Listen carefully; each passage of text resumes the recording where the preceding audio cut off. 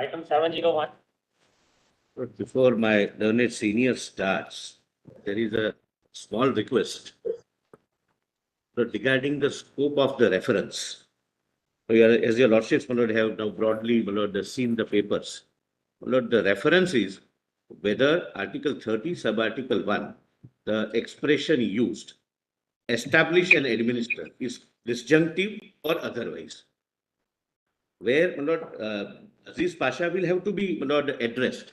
But the written submissions which all of us have received from the petitioner is as if Aziz Pasha is being reconsidered, as if this bench is sitting as an appellate bench. My lord, I have, my lord, in my written submissions, My lord, narrated. Only a minute, if I the can. capacity of the solicitor to interrupt and take the stage is legendary. Let us begin, and he will answer, and we will answer him. This is not on, my lord. This is simply not on. If he has raised certain questions, we will answer them. Let Dr. Dhawan open, because once in about 20 minutes, we'll know what the ambit of his submissions is going to be. Then we will see as the matter progresses. Let Dr. Dhawan open. Let Dr. Dhawan open. Let us begin, my lord. Our request, and we have decided to be, my lord, decent, and we will be.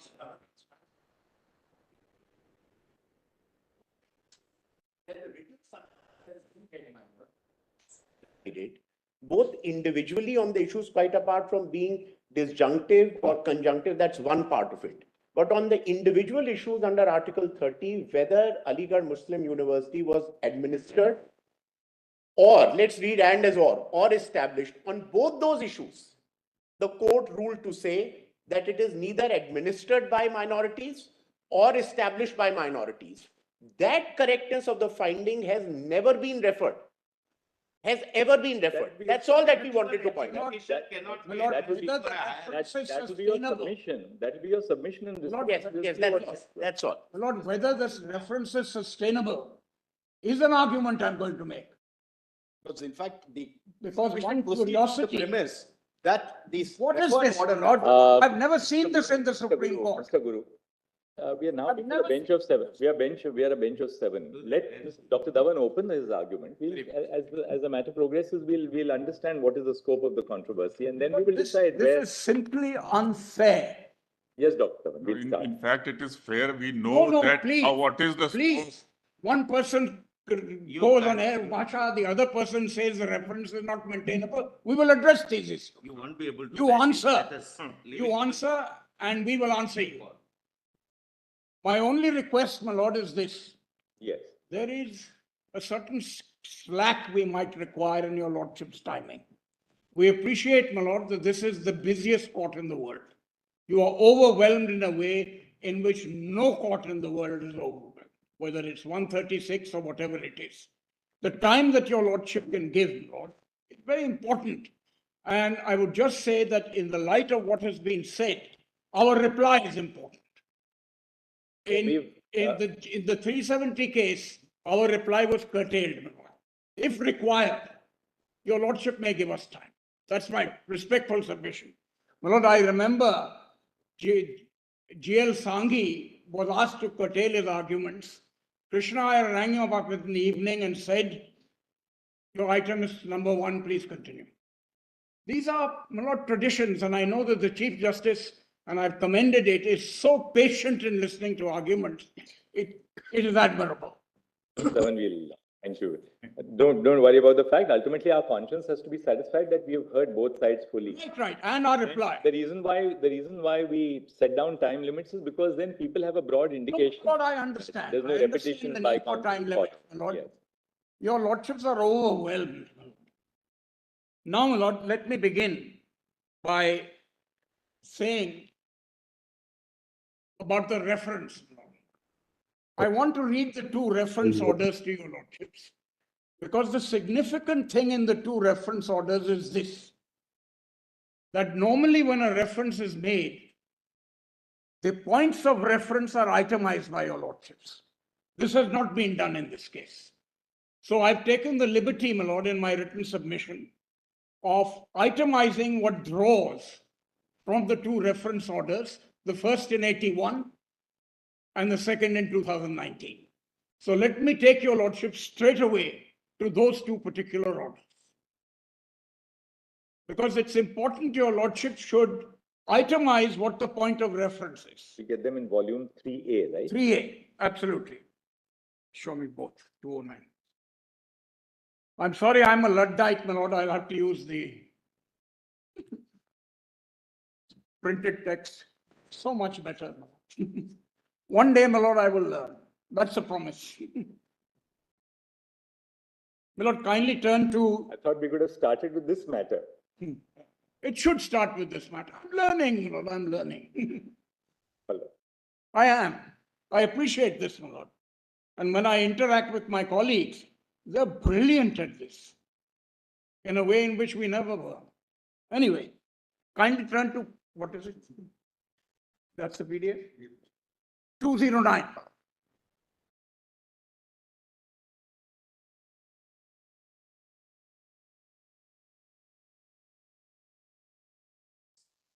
Lord, this was what said by a bench presided over by Justice Fazal Ali. It says, after hearing the parties, we are clearly of this opinion that this case involves two substantial questions regarding the interpretation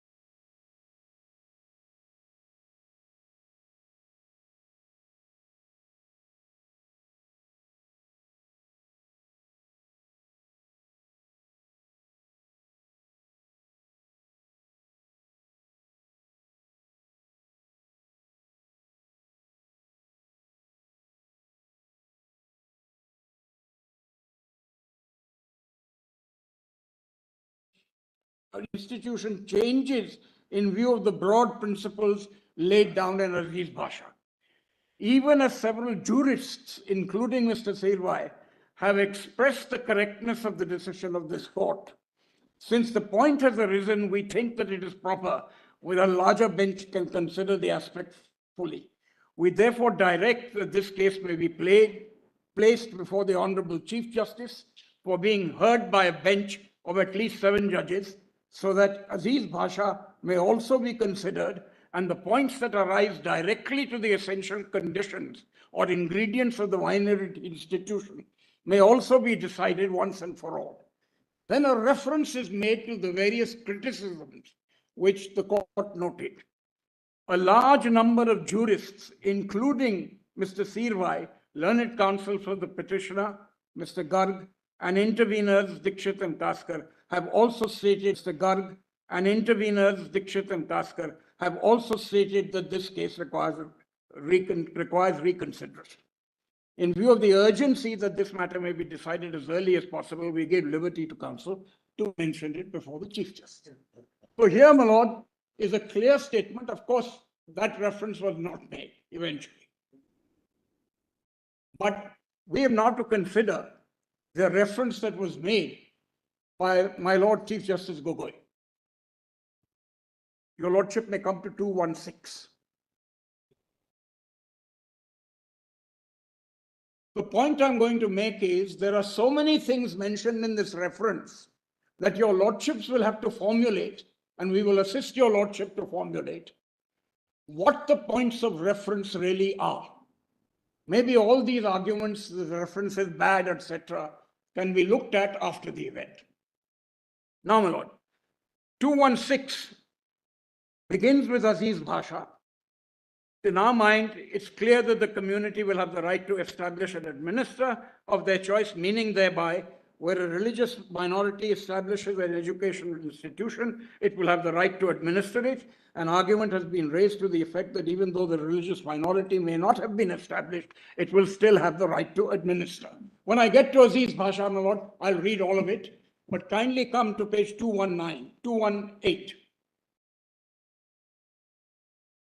It's a very interesting comment, my lord, your lordships have made, which really, in a sense, takes us much further, where in paragraph 2, it is said the judgment of the Allahabad High Court, which is under challenge, rejects the prayers made on account of the decision of Aziz Bhasha. This is the effect of Aziz Bhasha. That after 1968, it has quelled all understandings of Article 30.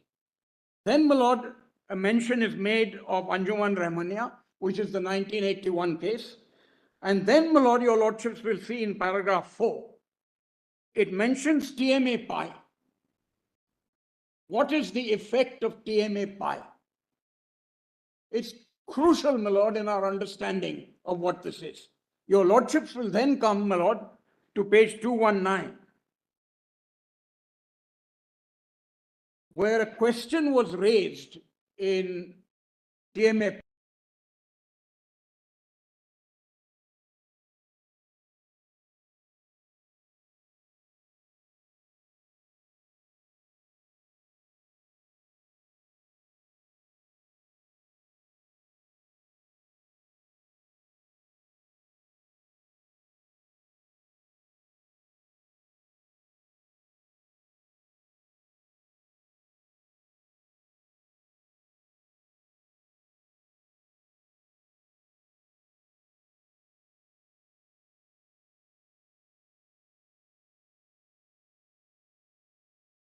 Now, Yashpal, my lord, looking at the UGC Act, which his Bhasha refers to, but nevertheless, it does.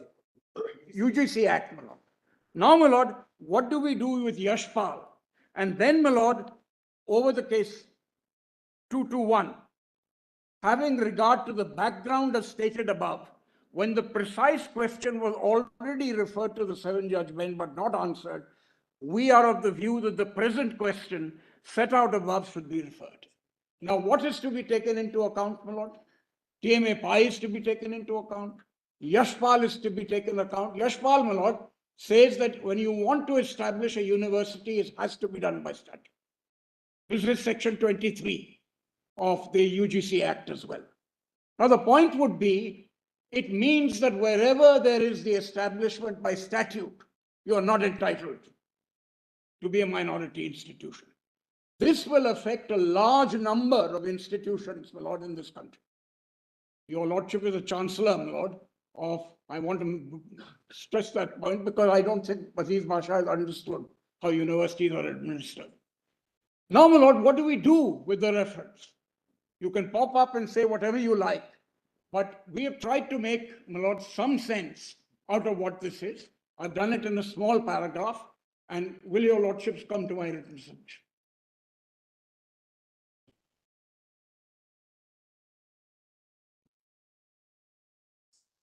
Lord, my learned friend says that in 220, Aziz Bhasha has to be reconsidered is mentioned twice.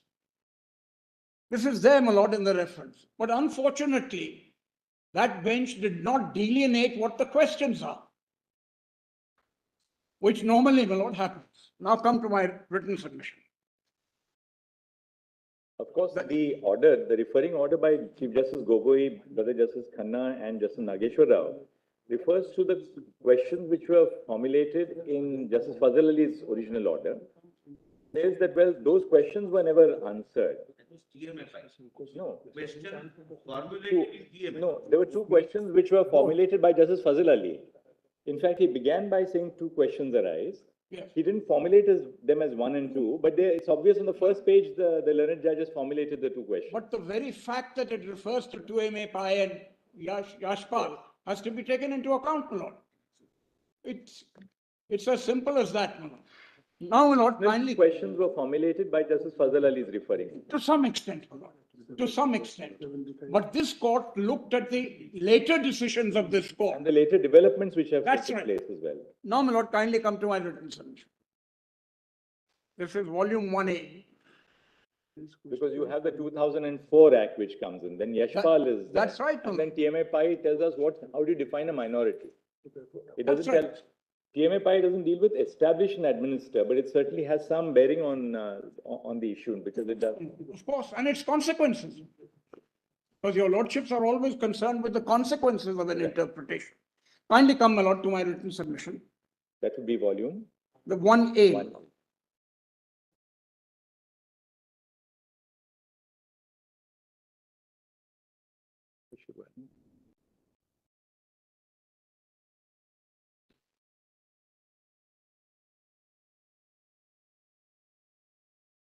But kindly turn to page 7,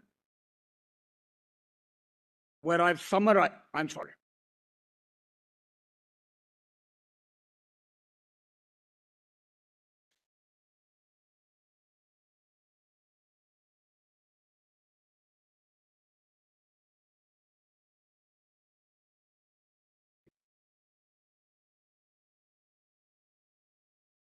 So Dr. Dhawan? Now, my lord, after what I've read to your lordships, I've dealt that. Kindly come to page 8, 1.5. To my mind, my lord, since Yashpal, and of course there's the National Minorities Act, my lord, which is very important, I have, my lord, indicated what the possible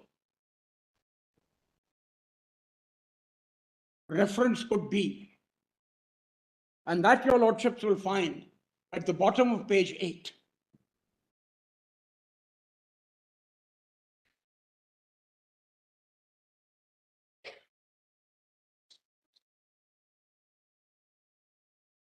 May I read it, my lord?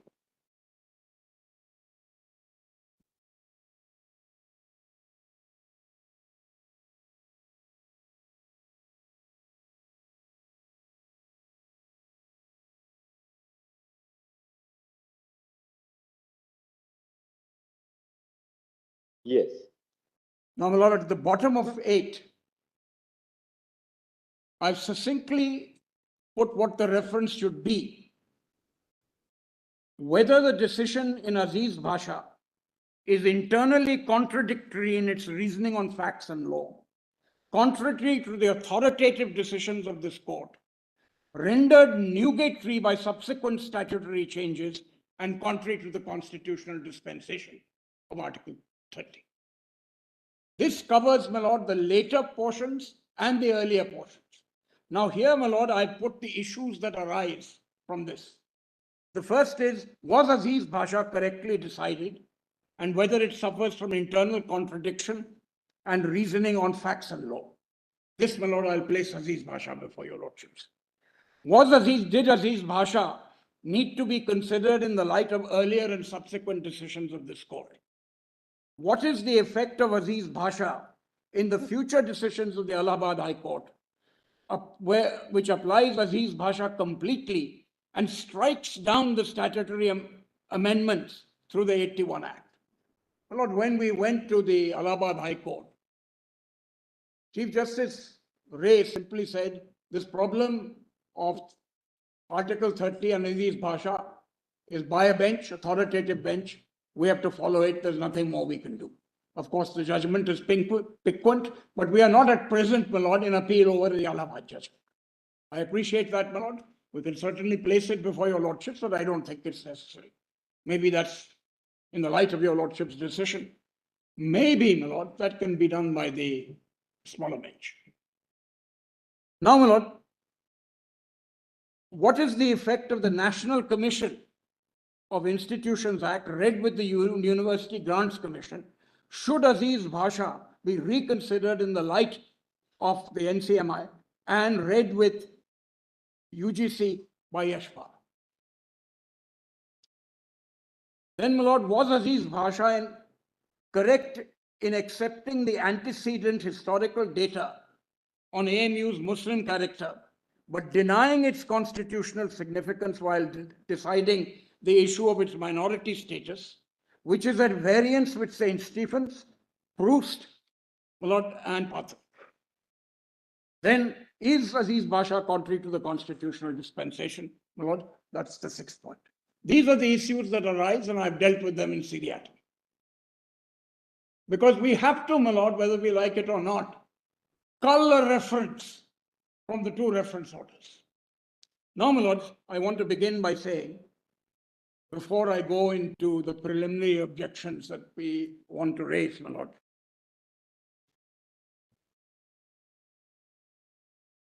what I think your lordship will bear in mind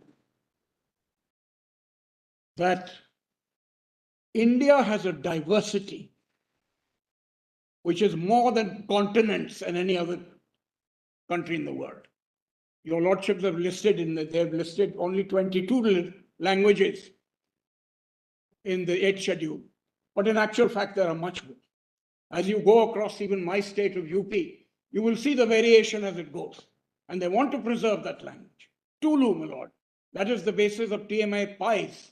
Therefore, your lordship will bear in mind that this enormous task before your lordships, which TMA PIE squarely places in talking of secularism, and then there's this very elegant passage, my lord, at the end, very evocative, my lord, but very important.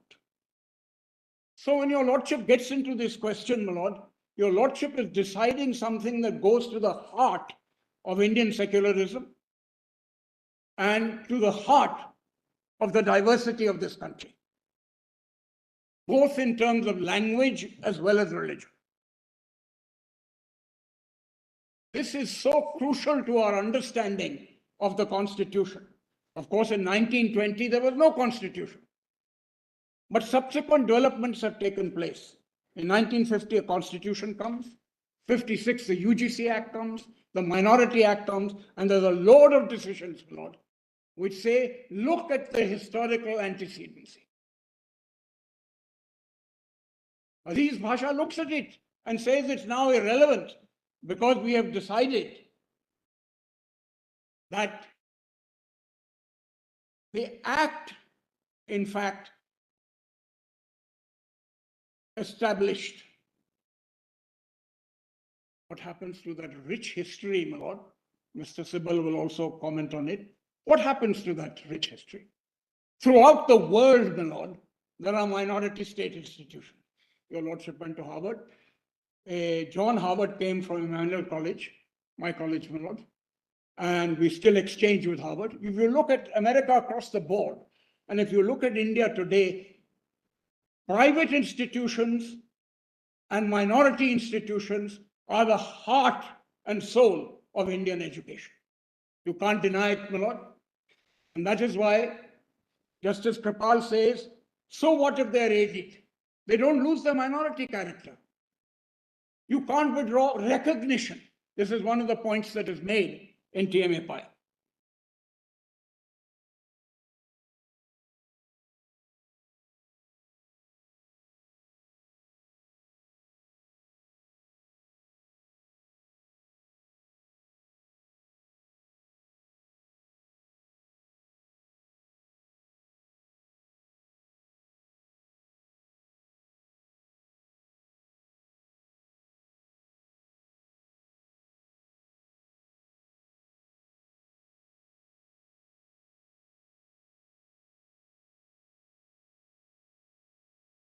With pleadings and affidavits in the present litigation in the absence of any change in circumstance or new material. The Union of India, my lord, has always defended the statute. In Aziz Bhasha, they defended the 1951 and 65 Act. And when we were in Allahabad and before this court, when your lordship gave a stay order, the Union of India took the view that Aziz Bhasha was wrongly decided. The history should have been taken into account. And how can it change its stance? How can, because of a regime change, how can, my lord, we say that because of the regime change, we change our stance? It can't be done, my lord. I await, my lord, the solicitor's response to all this. And when that response comes, we will reply. But just let me take you to one or two passages on page 10 onwards.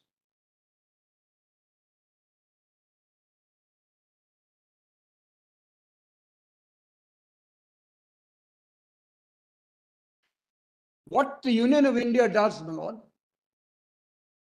in 2.2, in view of the foregoing paras in general and particularly in view of the judgment of the Supreme Court in Aziz Basha, the Union of India has decided to withdraw its earlier stance taken by the government to support the minority institutions status of Aligarh Muslim University.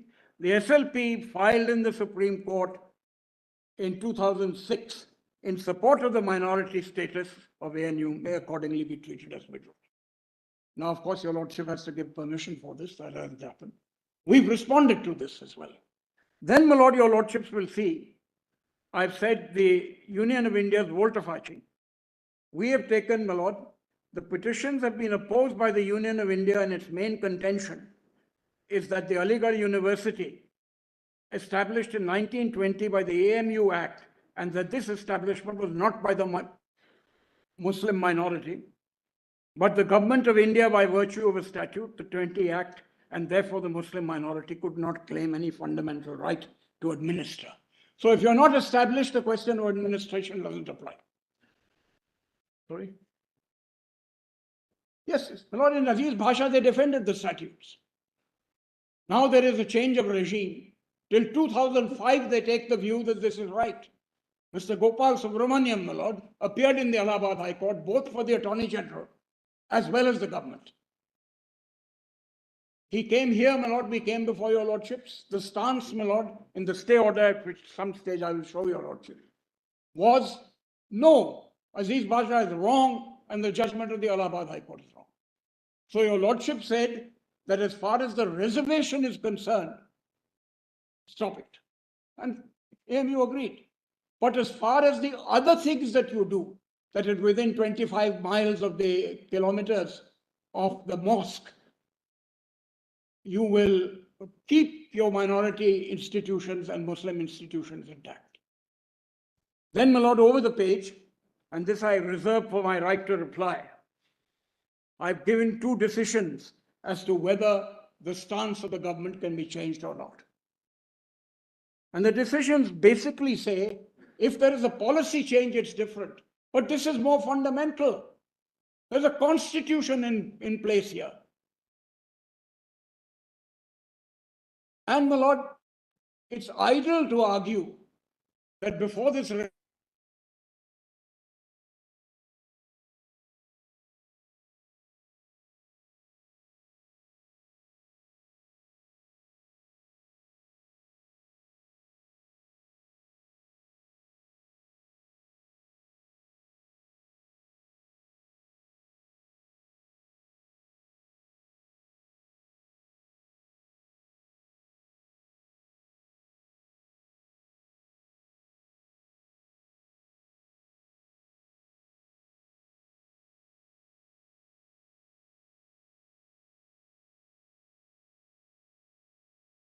that took place. Now, there is some discomfiture in the select committee, which Justice Vanchu, my lord, points out. But the select committee majority takes an entirely different view. So, my lord, our view is that the Union of India stance is a defiance of the Parliament's recognition in 1981 that AMU is indeed a minority institution. It's contrary to the pleadings and submissions made before the Allahabad High Court and this honorable court. Now, my lord, I needn't remind your lordship of Sanjeev Coke, which says that mere affidavits, my lord, will not solve the problem. Then, my lord, I sum up in 2.12. It is the duty bound to defend and follow the will of Parliament expressed to the 1981. The Union of India is not going to defend it, having defended it. Then, my lord, it failed to file a justifiable ground for reversing their consistent stand since 1981 at the governmental level and before the Honorable Court and the Allahabad High Court. In these very proceedings, its failure to state that any new material or legal developments to justify this stance is arbitrary, reasonable,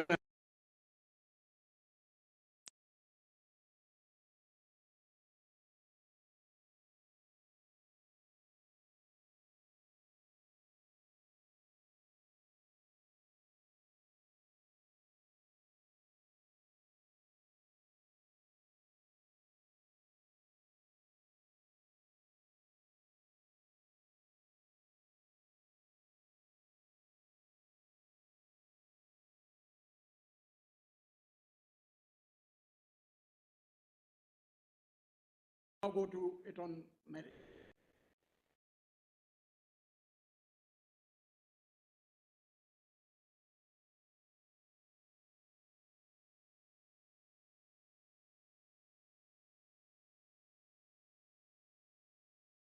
Starting with Aziz Basha.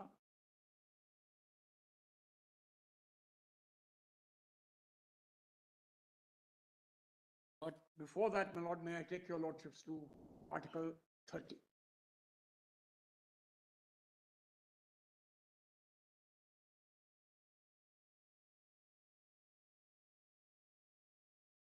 Constitution. My lord, the heart and soul of secularism as far as minorities is concerned. Minority protection started in 1909 when reservation was made, 1919, 1935, and of course our constitution. Now, have a look at the importance of Article 25 to 30. This is the crux of the understanding of what has to be done in this multi-diverse country. Because take away the diversity, there are all kinds of assimilations that are at present taking place, my lord, in our country. But take away this particular aspect and the entire color of our constitution and governance changes. Now, my lord, kindly come to 25.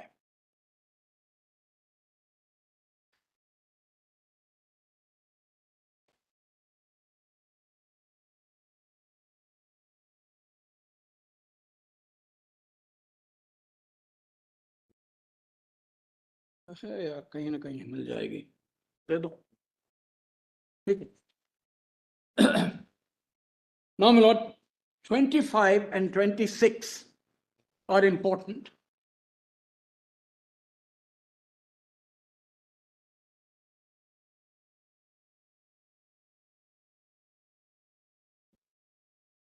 And Aziz Basha went slightly wrong, my lord, in its understanding of 26. In Justice Kripal's judgment of TMA Pi, he says 26 will also give you a right to establish institutions. Aziz Basha says, since you're out in 30, how can you have a right under 26? Now, my lord,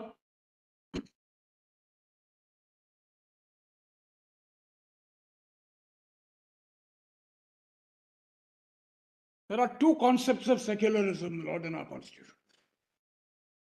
The first comes from 25(2)(a), where it says, regulating or restricting the economic, financial, political, or other secular activity which may be associated with religious practice. This is where secularism is mentioned. And this is the negative view of secularism, saying that these rights will be subject to secular. This is a very narrow view. The wider view that your lordships have taken on secularism, my lord, which is writ large over your lordship's decisions, is what we understand as part of the basic structure. The narrow view, my lord, simply says you can regulate this activity. Then, my lord, if your lordships have taken you through the 26, 28(3) is important because it mentions aid and that you cannot, because of the aid, that there are some limitations on what you can do. This is now fully explained in TMA Pi and not fully explained in Bhasha. Now, my lords, kindly come to Article 30. I'm not going into the controversies, my lord, of 29 and 30. That 29(1) is a limitation on 30. All that has been decided. It's not. Now come to 1A. We needn't bother about that, my lord. But the main provision of 30, all minorities, whether based on religion or language, this is the diversity provision,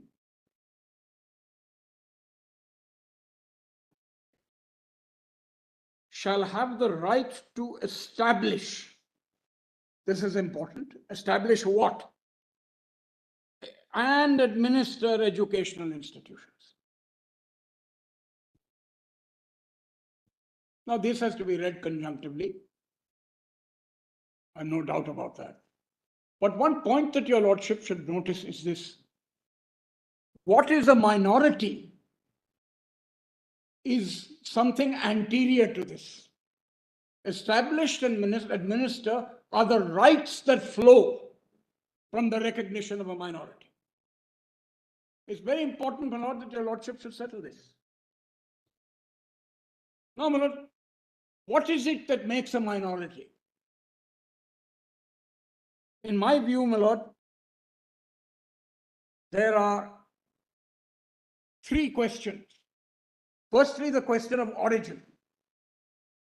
Did the origin come from, and where mother provincial effectively is in contrast?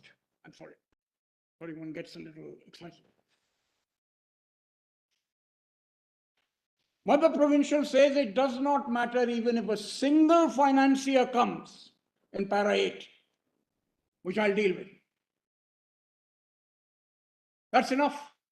All this Aziz Bhasha business of not ignoring the antecedency, my lord, is wiped out. The second question, my lord, is the question of nexus, where mother provincial and other decisions take the view that what you have to look at is whether they found the institution or not. And thirdly, my lord, is the numerical test in TMA Pi. Kerala education did not answer that question. We now know that the numerical test is in respect to the state. Of course, some of us who argued Pi and Lord are not particularly happy with this, because we support Justice Umapal's decision that it depends on the nature of the statute. But in any case, the majority is in this. Then over and above that, my lord, we have to look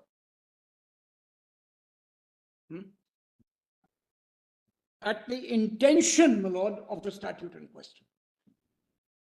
What Aziz Bhasha does, my lord, and I'll take your lordship to the statute, it ignores the purpose of the statute. The purpose of the statute is writ large that it is of a Muslim character. Whereas it goes into the question of establish and administer, it ignores the purpose altogether.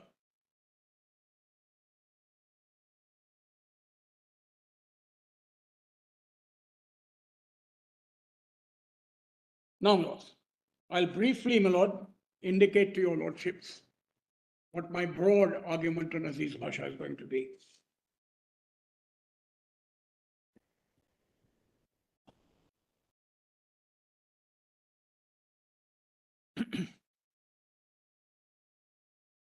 My lord, Aziz Bhasha is, I'm sorry.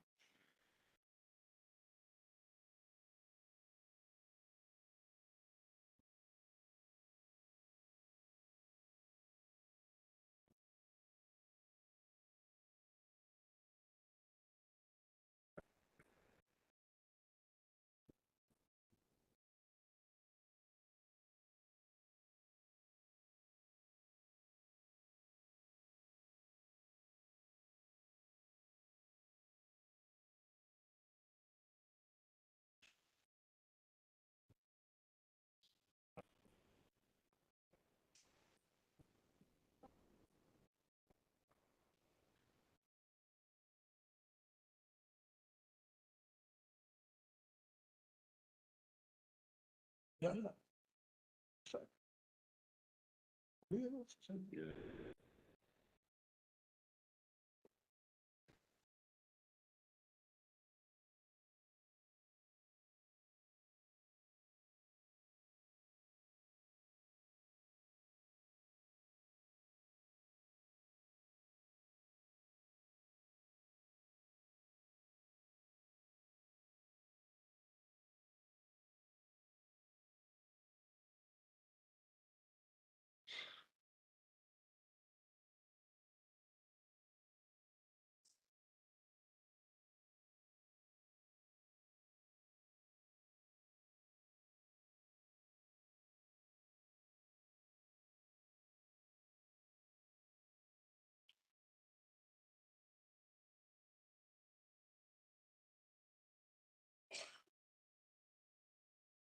Lord, it is always the wish of arguing counsel to know what your lordships were whispering about. Nothing about to some diversion. In a way connected with the matter. Of course, I realize. Even more so, my lord, even more so. One thing that I didn't, my lord, emphasize in Article 30 is the words of their choice.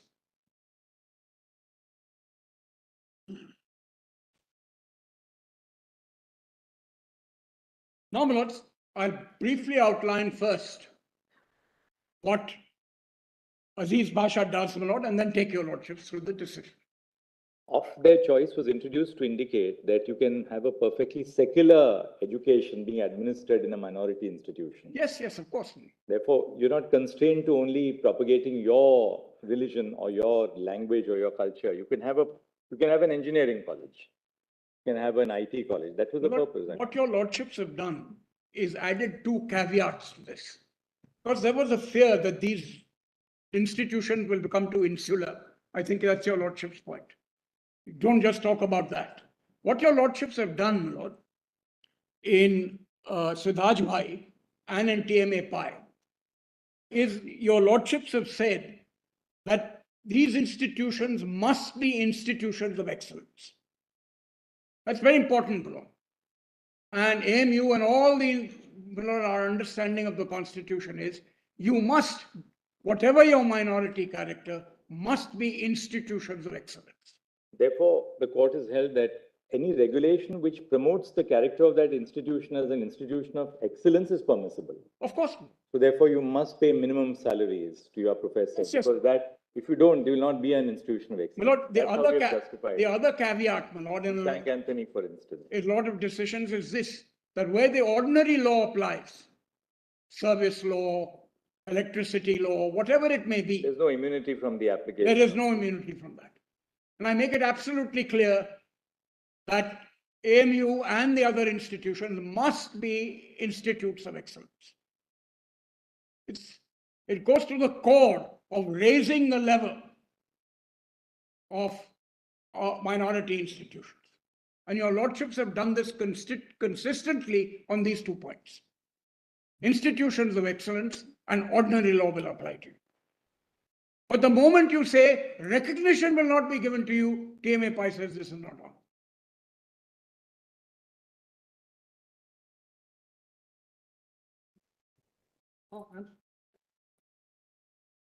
Funding, affiliation, my lord, all that will be impediments. I must say, my lord, that in accreditation, AMU has been given A1, A+ in its excellence. Now, my lord, my first point about Aziz Basha is this. Aziz Basha says universities can be a minority. This is at page 848. I'll take your lordships through it.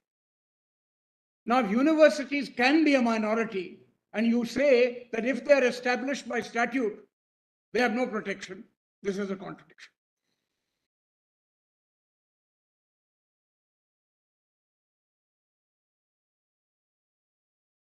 Because now, my lord, as ever, universities can be established in only 2 ways. Royal Charter, which doesn't apply, applies to high courts, but nobody else. And, my lord, statute. Section 23 of the UGC Act, which is noted by Aziz Basha, says it must be by statute. At the same time, it takes the view that if you are statutorily established, then you are established by the statute and not your antecedent history.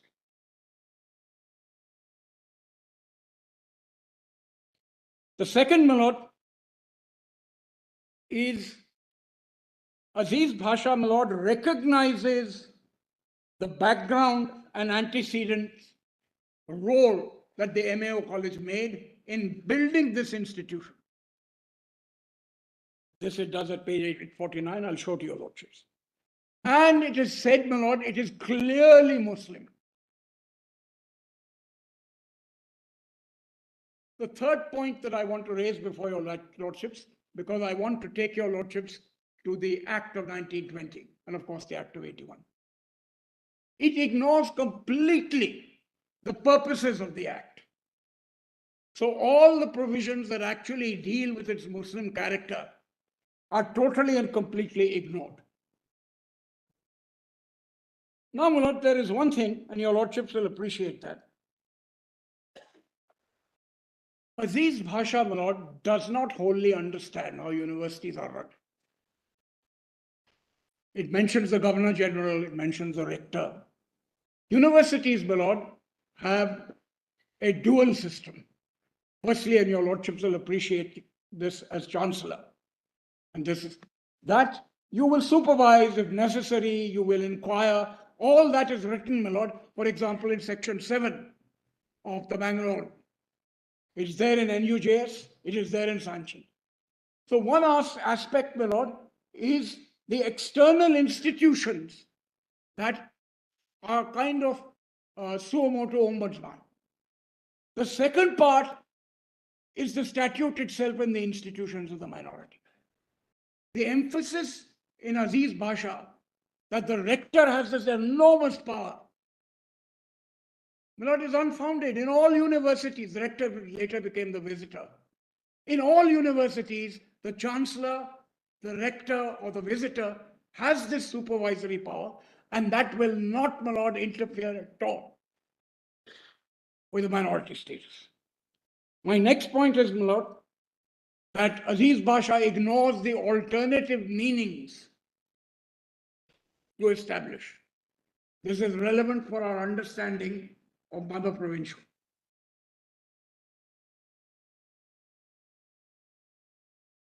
It also understands but misunderstands the importance of recognition. It says recognition, why is that? That takes everything away and you become really nothing more than an institution of government.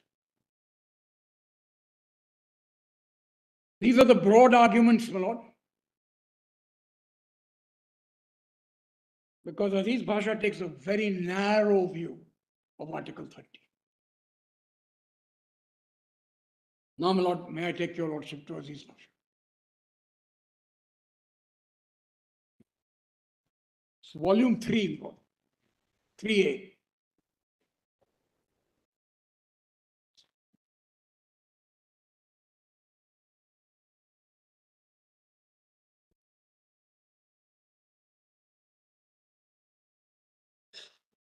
Will your lordship turn to 3A?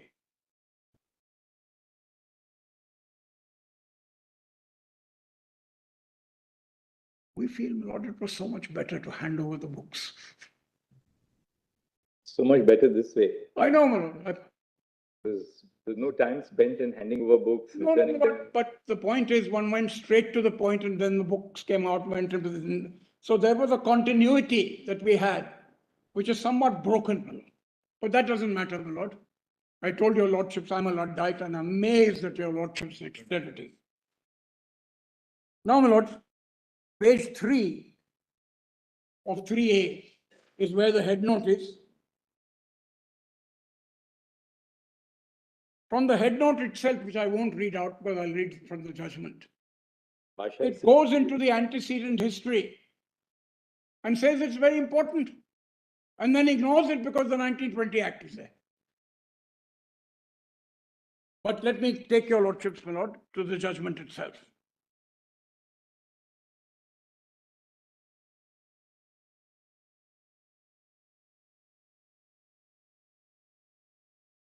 Now, my lord, page 7. The Union of India's stance, my lord,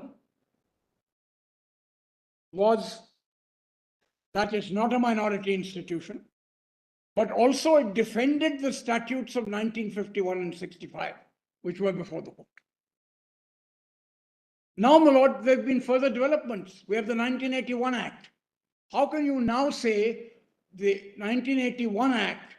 I mean, I can understand that the Allahabad High Court knocked down 3 provisions of the AMU Act because they said it was a usurpation of the judicial power. Now, my lord, the Chief Justice has dealt with this, and Pavitra too. I won't go into greater detail about it. No? Did the 81 Act change the basis, or was it a usurpation of judicial power? in knocking down the preamble and two sections, which I'll show to your lordships.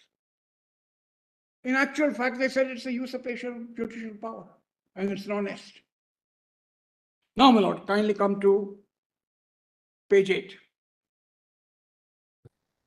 Here is the history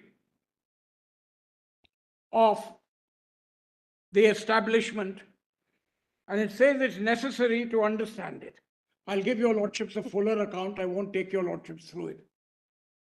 Now, 1870, Syed Ahmad Khan says the Muslim community is neglected.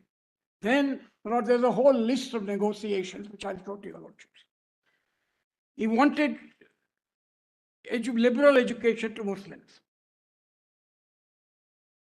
Then he says, in 1872, the MAO was established. And then, my lord, in sequence of activities, a school was opened. Then Lord Lytton laid the foundation stone. The MAO College was established thereafter, and it is a flourishing institution by the time of Syed Ahmad Khan. Then, my lord, at the bottom of that page, and your lordship has to see that, long negotiations took place. That's the last 3 lines on that page. Between the association and the government of India, which eventually resulted in the establishment of the Aligarh. Now that is the antecedent history. We have to review it in the light of my Lord St. Stephen's.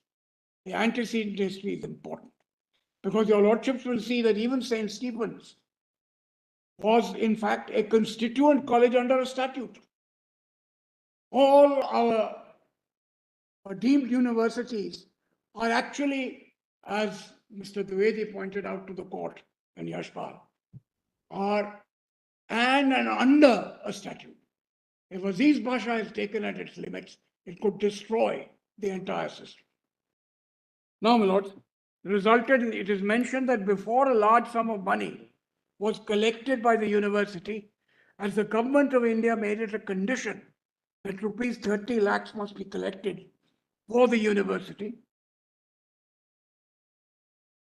before it could be established. Further, it seems that the existing MAO college was made the basis of the 1920 Act for the administration of the university, along with the properties and funds attached to the college, the major part of which was contributed by Muslims. This is the antecedent history, and Justice Vancho recognizes this. But he says, I'm sorry, the 1920 Act, they'll go by the establishment, and that's the end of it.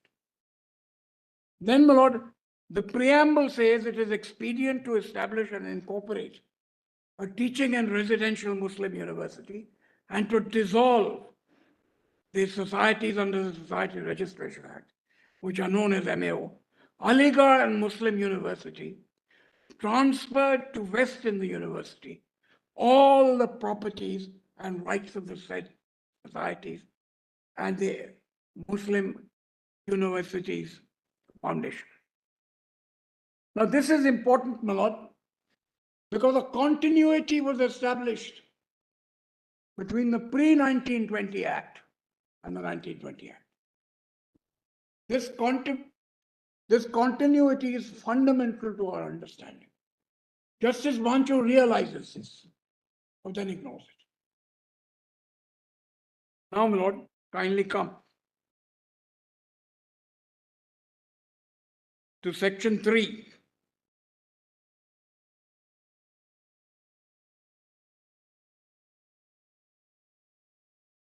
It also mentions, my lord,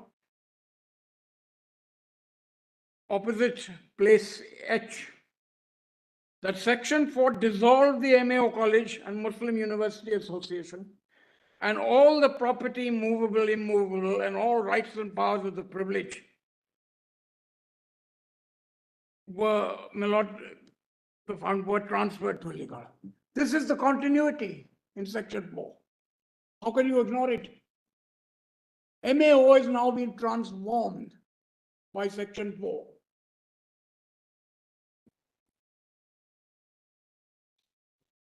Of course, my lord, earlier, because of section 23 of the Act, the court, which was the big body, had all Muslims only. That was amended in 1951. Now, my lord, over the page.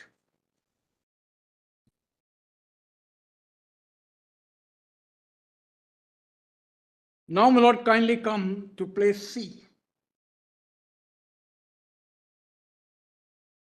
These provisions will show that the three previous bodies legally came to an end and everything that they possessed of was vested in the university by the 1920 Act. Of course it was, but the continuity, and nowhere you will see in the Act, as I'll show to your lordships, the Muslim character. Section 6 is important because Justice Manchu finds fault with the fact that the degrees, etc., will be recognized by the government. This is precisely what your lordships have said in Kerala Education and others. Recognition must be given. Then, my lord, your lordships will see 13. 13, my lord, as I pointed out, is a misunderstanding of university education. Because university education, my lord, is based on two templates. The external template, which is chancellors, visitors, visiting board. And then it is provided that the Governor General shall be the Lord Rector. This becomes visitor later on. And then it mentions at the bottom of the page that the Lord Rector shall give notice to the university of its intention to cause an inquiry. You said university education is based on two templates. One was the external. And the internal. And the internal would be the internal management of the university? How would you define it? Be, my lord, how the university runs. This template is important. And I might mention, since your lordship, Lord, is a chancellor of these universities, look at section 7 of the Bangalore Act and the Calcutta Act. They're similar.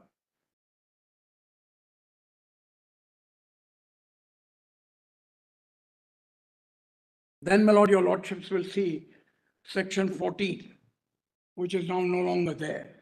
But the important point, my lord, is at E. I'm sorry, my lord, my learned friends want me to read C.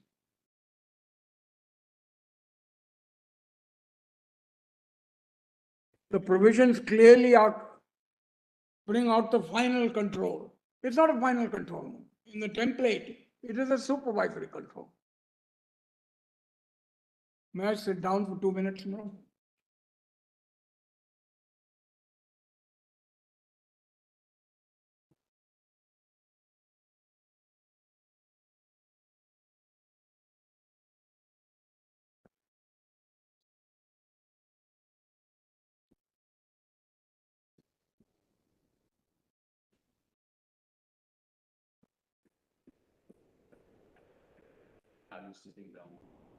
You, Mr. Dr. Dhawan, there's no difficulty. You don't have to stand and argue. I noticed that Mr. Parasar and your lordship said he could sit down. I know, I remember that. And he said no.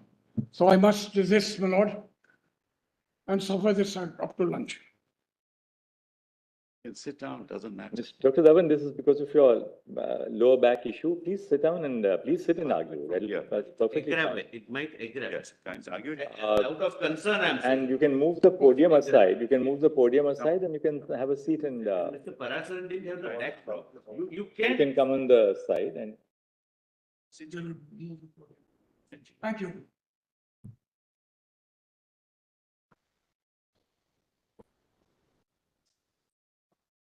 in fact, if you have a special chair in your office, I didn't know that this has a issue with your back. You could have brought the chair here and sat on the chair and argued. It's so much more comfortable. No. That's very kind of your lord. One must suffer, my lord, the traditions of this court. May I just sit down and place this, my lord? Yes. Requires a lot of courage, feel very unwell anyway. Anyway, my lord, those things should not be told to the court. Now, my lords, kindly come to section 23(2). The Supreme Court, the supreme governing body, would exercise all the powers provided by the 1920 Act. That's page 12, Precedent C. This is the distinction between external and internal. It's a misunderstanding of how universities are run. Sir Ashutosh was Chancellor, my lord, of Calcutta, and he took a very prominent view, my lord, in developing Calcutta institutions, at Calcutta University. Now, my lords, I come to section 23, my lord, your lordships will say, see that in the 1920 Act, only Muslims, my lord, were members of the court. The court is the supreme body.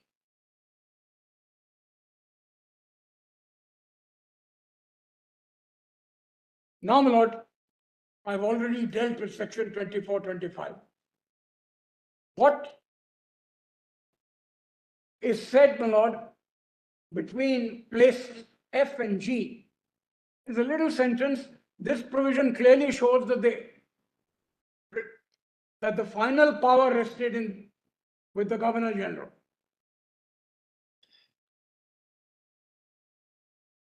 Now, my lord, that's the Chancellor. And of course, his role completely went, my lord, because he appointed only the first Vice Chancellors, etc. But somebody had to do it. Now, my lord, the whole import of this is at the page 13 at the bottom.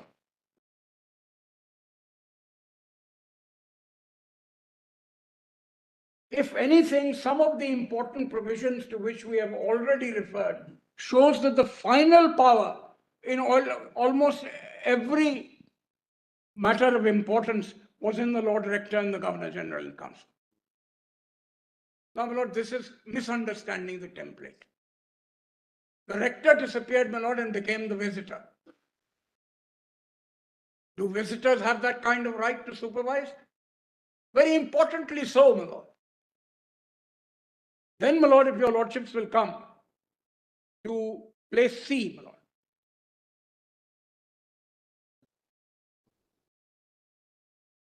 So, my lord, the internal part is mentioned in 14, but I come to place C. The annexure to the 1920 Act gave the names of foundation members of the court, numbering 120 who were all Muslims and who were to hold office for 5 years.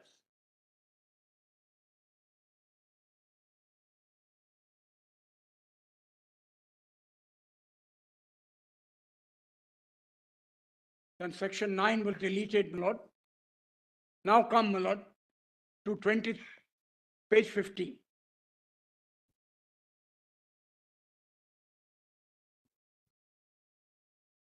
The next substantial change was made with the proviso of 23(1). This is done in 1951, my lord, where while the court becomes the supreme body, it need not be all Muslims. Now, my lord, there is a decision of this court in Gandhi Faiz-e-Azam, Krishna Iyer, my lord, with a dissent, that the fact that you place other people on your board doesn't mean that you lose your minority character.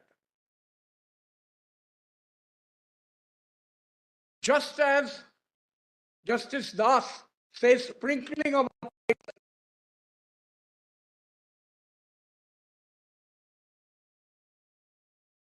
in TMFI. I'll show those, my lord, judgments as far as required. Then, my lord, if your lordships will come at 16, place F.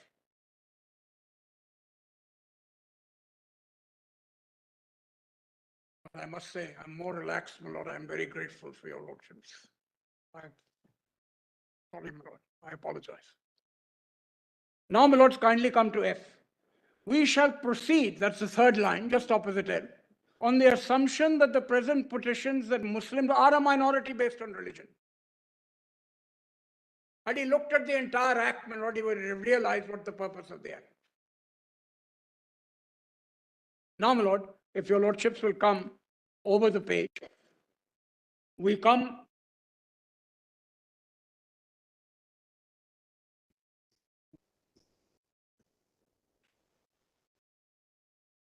so, my lord, there is really no dispute that they are a minority. And Aziz Pasha says so in so many words. We accept that it's a minority. We accept the connection with MAO. MAO, my lord, was just the AMU was just the alter ego, my lord. It is a continuity of the MAO Act. Now, my lord, kindly come to page 18.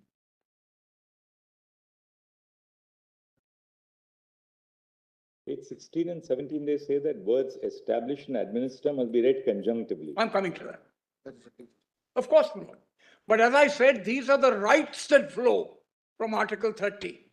The indicia, what is a minority, numerically, historical circumstances, the nexus, which St. Stephen's and others see, that is the important aspect of which goes to recognizing a minority institution. Established and administer are the rights that follow.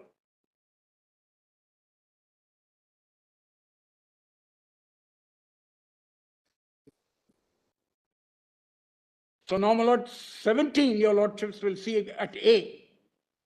The words establish and administer must be read conjunctively. It reads to give the minority to administer an institution provided as it has been established by, provided it has been established by it. So the more important point is establishment, and the right to administer will flow from it.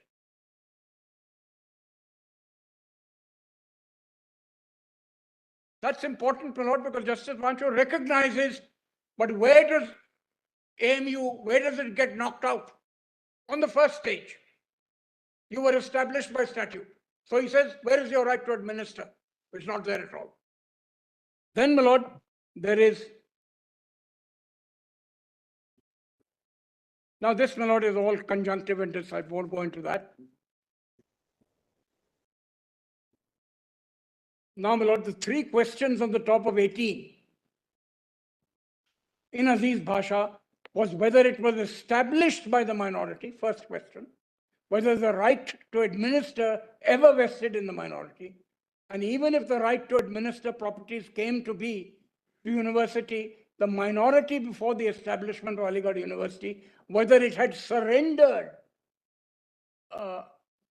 it has been surrendered when the Aligarh University came to be established. Now, my lord, there's a very interesting, at C, just top of C, that paragraph. Before we do so, we would like to say educational institutions are of a very wide import and would include university. Now, my lord, this is a contradiction. On the one hand, you say if it's established by statute, then you have not established it. And this is of far-reaching consequences. And then the UGC Act, my lord, specifically says you must do it by statute and by no other method.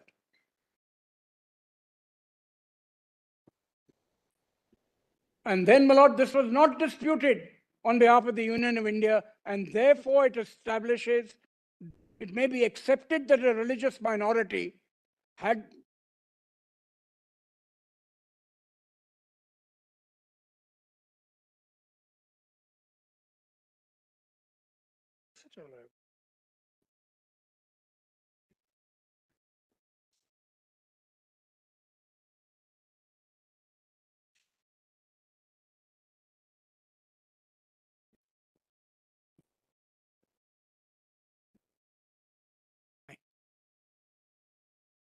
so, my lord, I'm sorry.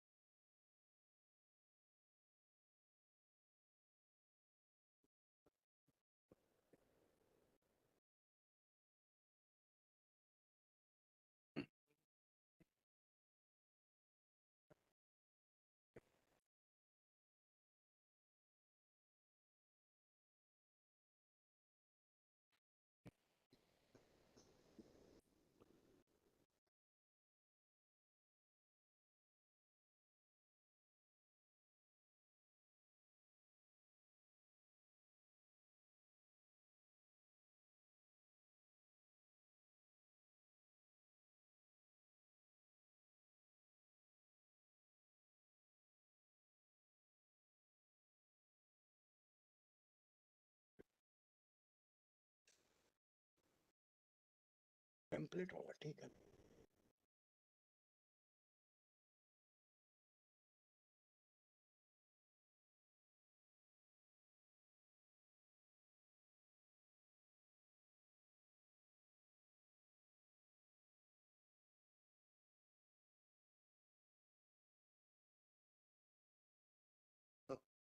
No, sorry.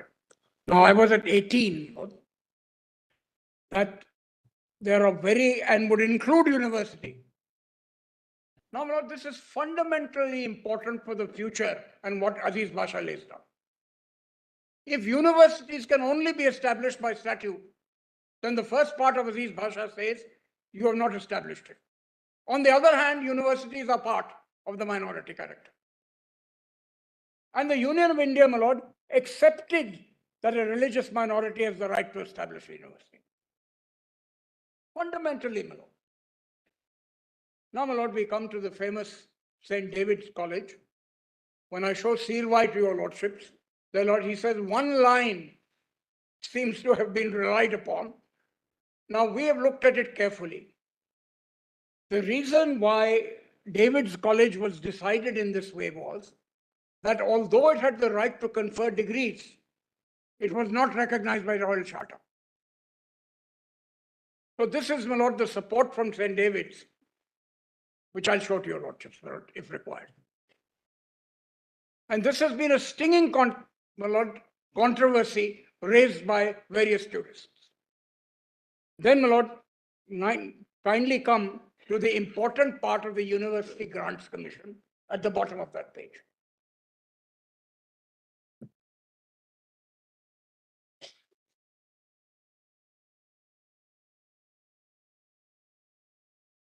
It says at H, my lord, the importance of recognition dependent on the will of the government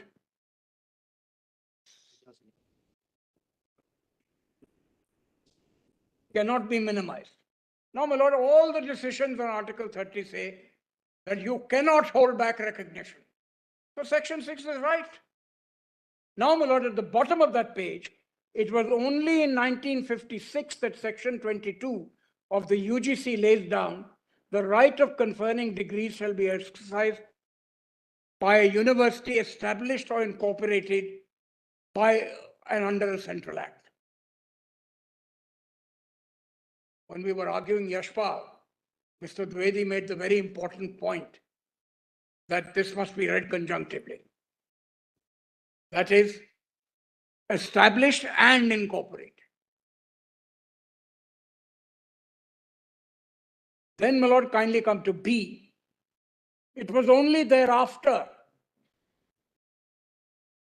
that no private individual or body could grant a degree in India. Therefore, it was possible for the Muslim minority to establish a university before the constitution came in force, though the degrees would not be recognized.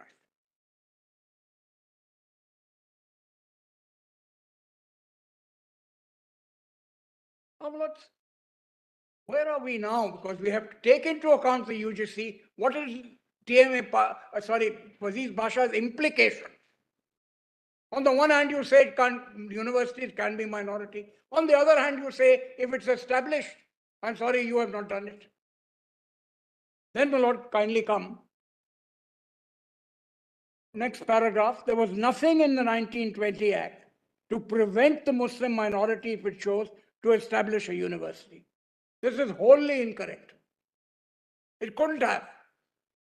It could only happen, my lord, by charter or statute. And this is true, my lord, of many acts that we see in that area. The 1922 Delhi Act, which makes, for example, says St. Stephen's is a constituent college.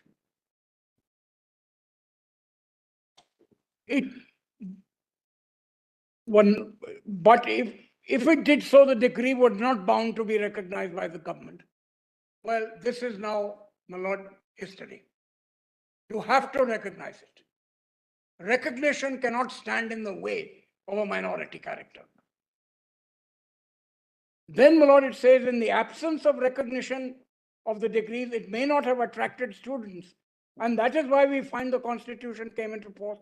Most of the universities were established by legislation. Incorrect. All the universities were established by legislation. Now, my lord, then Aligarh University was also in the same way established by legislation, provided the section 6, the degrees, diplomas and other distinctions granted or conferred by persons of the university shall be recognized, as are the corresponding degrees, diplomas and other academic institutions. Then, my lord, it is clear that even though the Muslim minority could have established at Aligarh 1920 University, it could not insist that degrees granted by such university should be recognized. This is wholly, my lord, at variance with the jurisprudence of your court. Recognition and affiliation, TMA Pai says, cannot stand in the way of the minority character.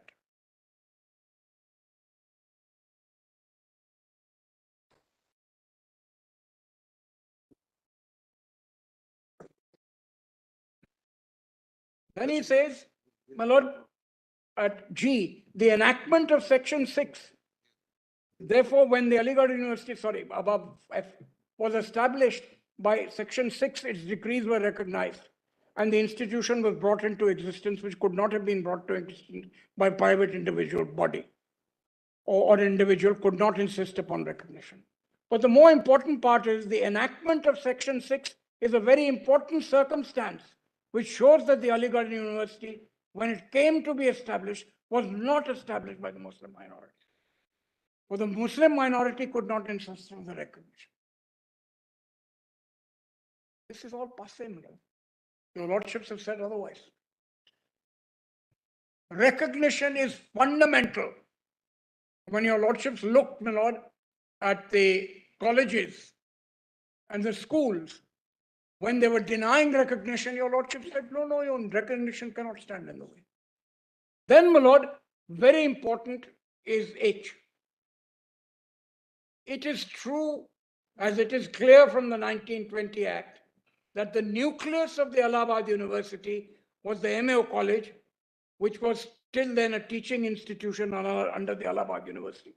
The conversion of that college, if we may use the expression in the university, was not by the Muslim minority. It took place by virtue of the 1920 Act. This, my lord, is the crucial point. I take your lordships now to D, my lord.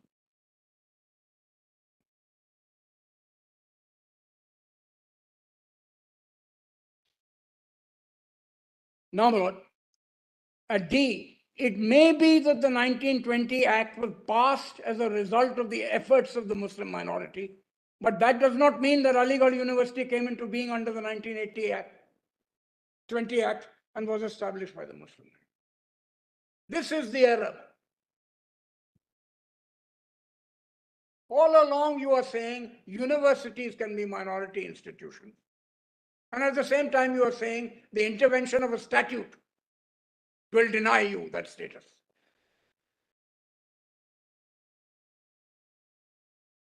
Then, my lord, I come to this. No. It says, my lord, that funditio incipiens and funditio perfections. My lord, this means, the incipiens means at the process of granting recognition.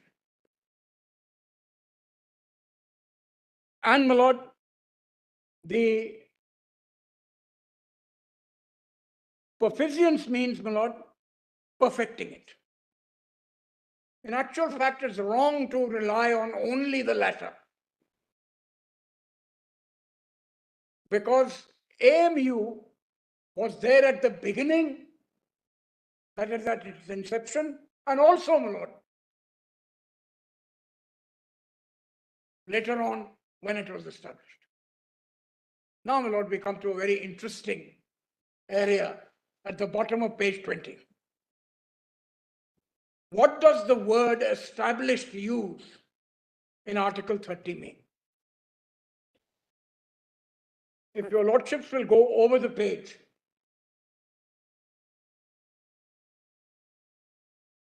it gives the different meanings of the US to settle firmly, to fix unalterably, to establish justice, to make or form as to establish a uniform rule of nationalization, to found or create, to regulate as Congress shall have the power to establish post, to found, recognize, confirm or admit. Now, my lord, it mentions the Oxford Dictionary, and it says establishment has a number of meanings: to ratify, confirm, to settle, to found, to create. The big criticism of Mr. Sirvai and others is there was a plethora of meanings that you could establish, use, but you didn't.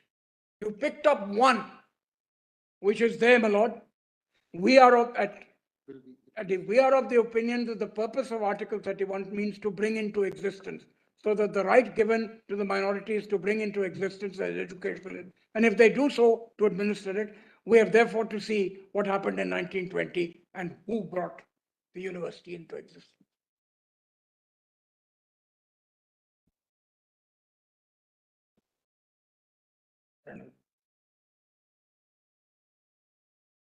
Now, my lord, Mother Provincial, which is a 6-judge bench judgment, confirmed by TMA Pai, uses the word found,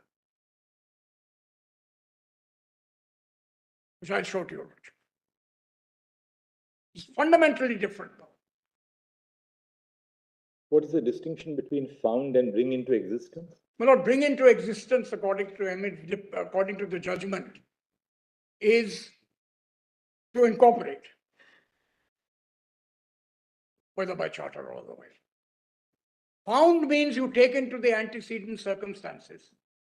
And Mother Provincial at para 8 says that even if a single individual philanthropic does this, it will be found.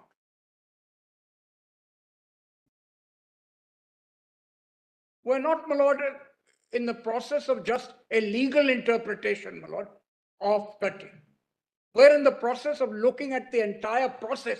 And he's absolutely right in looking at those Latin terms at the instance of preparation and, my lord, at the instance, my lord, of founding.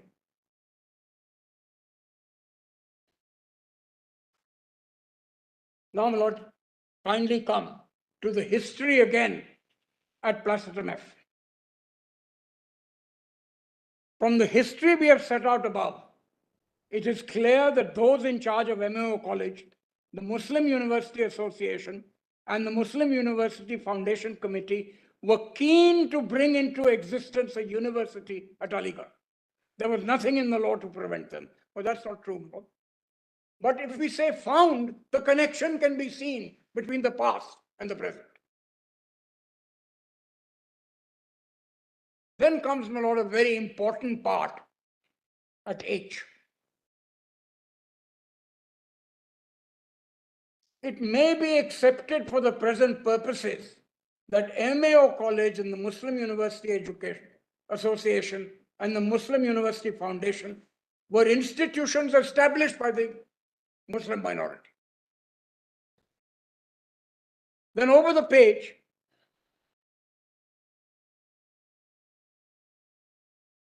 it says it was under, then, my lord, but if the MAO College was to be converted into a university whose degrees were bound to be recognized by government, it would not be possible for those who were in charge of MAO College to do so. We come to the same conundrum, my lord, that to establish means to establish by statute. You accept everything about the minority background.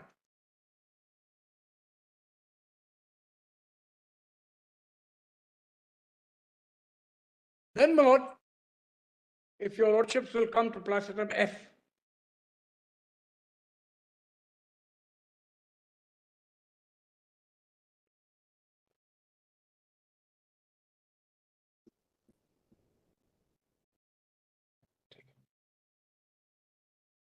So the lordships did not examine the 51 and 65 Act properly. Now, my lord, come to F. Nor do we think the provisions of this act can bear out the contention that it was the Muslim minority which was administering Aligarh University after it was brought to in existence. It is true that the proviso to 23(1) says no person other than Muslim shall be a member of the court, which was declared to be the supreme body and was to exercise all powers. We've already referred to the fact that the select committee was not happy about this provision and only permitted it in the act out of deference to the wishes of the prepondering Muslim opinion. How is the select committee, my lord, if the majority is there? How does the minority discomfiture, my lord? The important point here is, if you prove you established, then only you will administer. It is not necessary, my lord, that the governing body must necessarily have Muslims. Gandhi Fair. Nor is it necessary that all the students should be Muslim. Kerala Education Bill and TMA Pi. Then, my lord, if your lordships, after, my lord, noting that the members of the court, the supreme body, shall all be Muslims, this is what is said at place C on page 23. It will then be seen that besides the fact that the members of the court had to be Muslims, there was nothing in the act to suggest that the administration was in the Muslim minority as such. Wrong.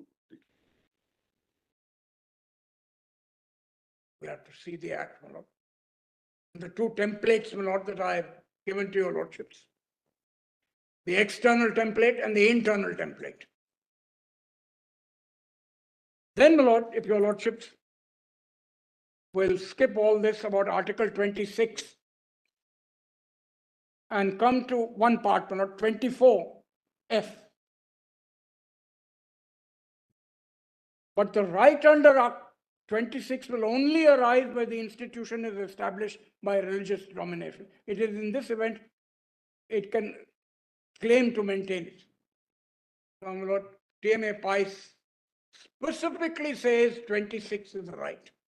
And you say you can't prove establishment, therefore your right disappears. Then, my lord, I won't trouble your lordships with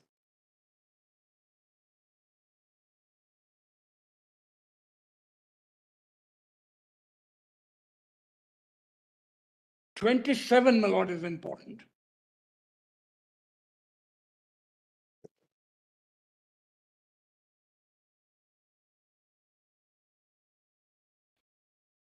No, this was an argument based on Article 19, but what is important, my lord, if we see the act, my lord, there is a transition in section 4 from MA college surrendering its rights. So, my lord, we have MAO college, all its property goes, the old students who are there have to sit the exam. This continuity, my lord, according to this judgment, is broken by the 1920 Act. And therefore we come, my lord, to place C. Therefore, when the Constitution came into force, there was no property which was held by the Muslim minority. As such, for the property vested in the corporate body, the Aligarh University. Even assuming that before 1920, the property was surrendered, which was the property of the Muslim minority, the 1920 Act put an end to their rights. What transitions take place? You have a college, it gives all its property, it gives everything. And that is the continuity, which is broken now because of the view of the 1920 Act.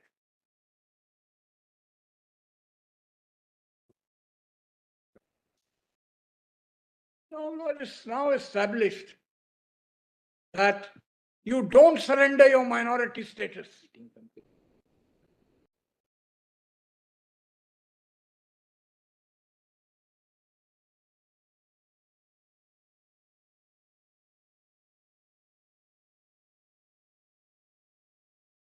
So, my lord, these are the contradictions in TMA Pi. It was a Muslim minority, Muslims in Basha.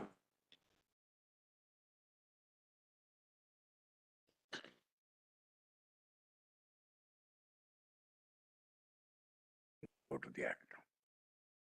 It's important.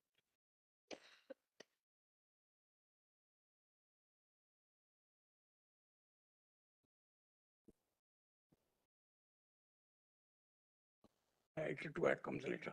1920.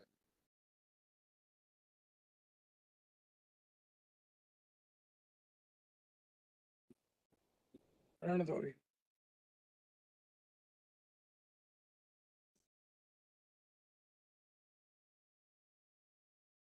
Where is my copy?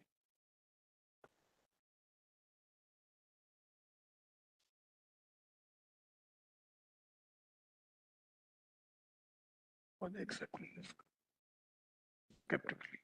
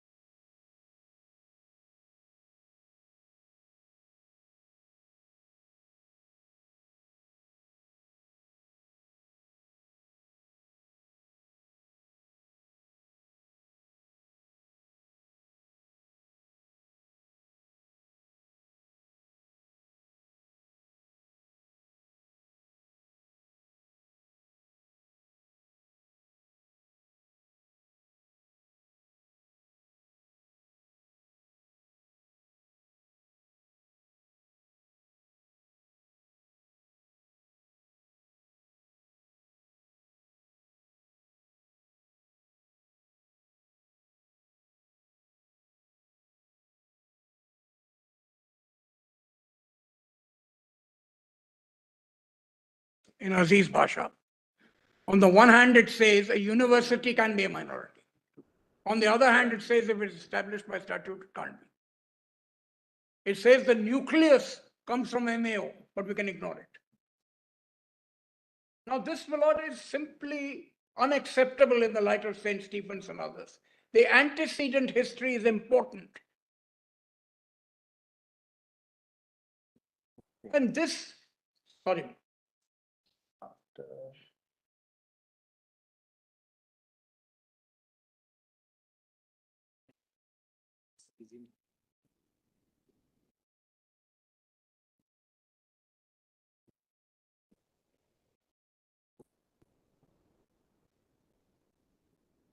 Okay. We'll come to that.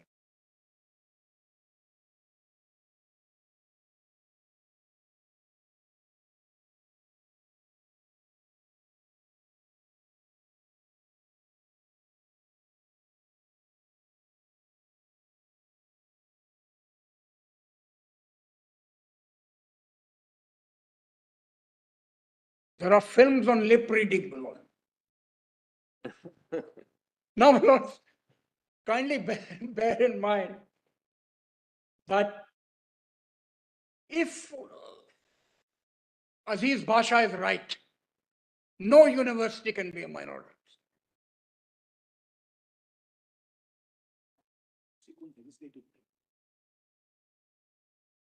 It's contrary to legislative practice, but my lord, no institution. And a deemed university which has been recognized as a minority was established, in the words of Mr. Dwivedi before Yashpal, by or under the statute. All deemed universities acquire a statutory character.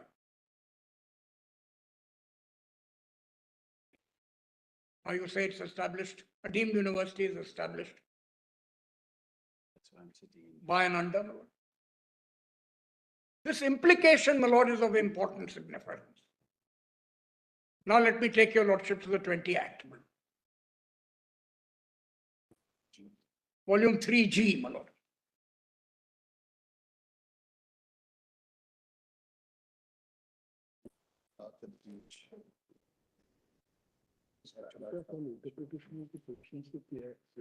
Three G, my lord.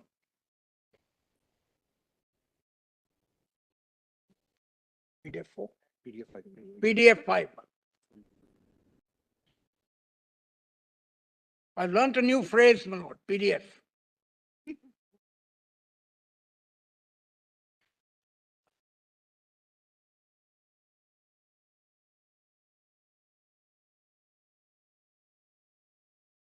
Is your lordship there, my lord?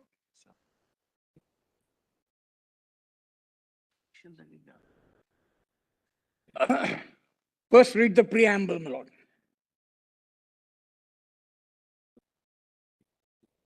In the 1920 Act as it was, my lord, there have been changes in 81. Whereas it is expedient to establish an incorporated teaching and residential university at Aligarh and to Muslim University at Aligarh and to dissolve the societies registered under the Societies Registration Act, which are respectively known as the Mohammedan Anglo-Oriental College and the Muslim University Association, and to transfer and to rest in the university all properties of the said societies and of the Muslim Foundation Committee. This is the continuity, my lord, that is there. Now, my lord, just have a look at 2H, my lord, which says university shall mean Aligarh Muslim University.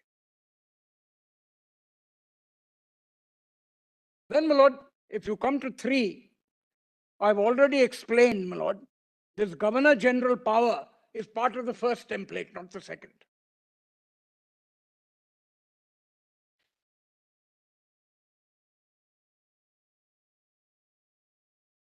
Now, the continuity your lordships will see in section 4.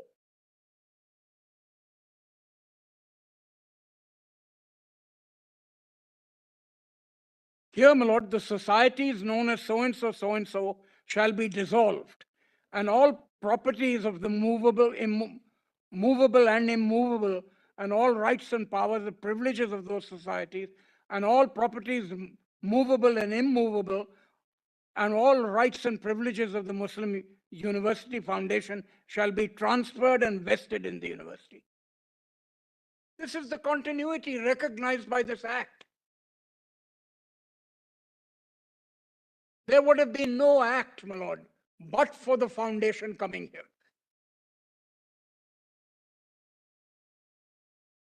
Then, my lord, all debts, liabilities, and obligations shall be transferred to the university, which is 2.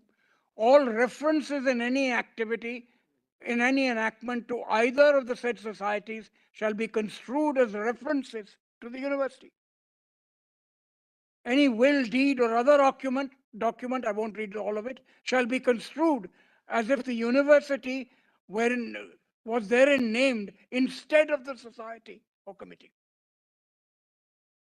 Then, my lord, subject to any order of the court may make, the buildings belonging to the MAO shall continue to be known and designated immediately before the commencement of this Act. Finally, my Lord, subject to the provisions of this Act, every person employed immediately on the commencement of this Act in MAO shall hold employment under the university by the same tenure, same terms, and then, my Lord, pension, as if the Act had not been passed. Now, what is Section 4, my Lord? How do we interpret it? Aziz Bhasha, my Lord, interprets it negatively.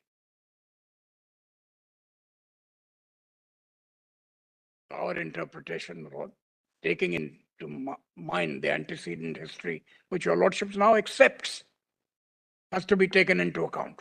St. Stephen's has a huge, my Lord, para on this. It says even the motives, my Lord, if you see it, St. Stephen's, even those motives show its character. Now, when Siddharth Shankar Ray was arguing before the Allahabad High Court, he gave 3, my Lord, volumes on the motives. I'm not going to trouble your Lordships with that one. But clearly there was an institution which in continuity became a university. Then, my Lord, 5 come to 2, my Lord. All this is ignored, my Lord. The Muslim character is ignored. 5, subclause 2, at the bottom of page 6. This is the purpose that has been ignored by Aziz Bhasha, which I mentioned when I basically, my Lords, summarized what was wrong. And your Lordships will see some of the points in the written submission, my page 14 to 25. 14 to 25. I'll quickly go through that when the time comes, my Lord. Now, my Lord, what does 2 say? To promote Oriental and Islamic studies and give instructions in Muslim theology and religion, and to impart moral and physical training. This is completely ignored. Then, my Lord,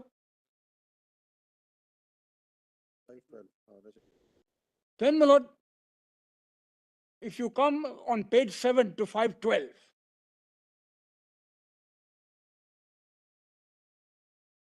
after it says to do all other things, at the bottom of that page it says Islamic learning and Muslim theology to promote the interests of the students. This is the purpose of the Act. My Lord, 7, if your Lordship come to page 7, 12. At the bottom of 12, my Lord. I don't want to read the whole of it, my Lord, it's irrelevant. What is relevant is Islamic learning and Muslim theology.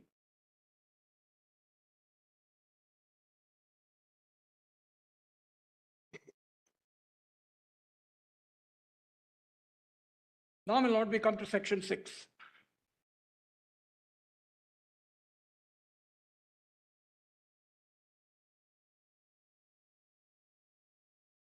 One is, my Lord, the power to grant degrees.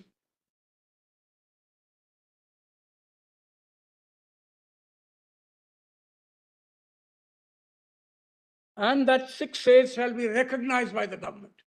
This is an absolutely correct, my Lord, interpretation of Article 30. Of course, it must be recognized by the government, as all the decisions say, otherwise it will be valueless.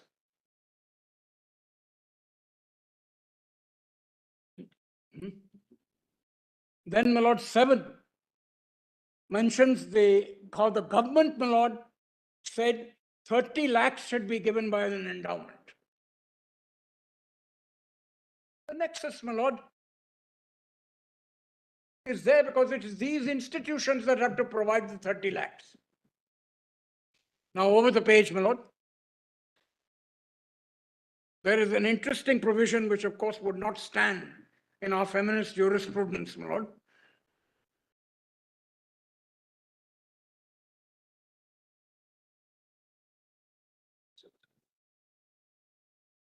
Didn't want to disturb your Lordship's thinking. Now come to 8, my Lord. This won't stand, but it says something about the women are exempted. Now this will not stand, my Lord. But the understanding at that time was this was linked with Muslim jurisprudence. And now it is deleted.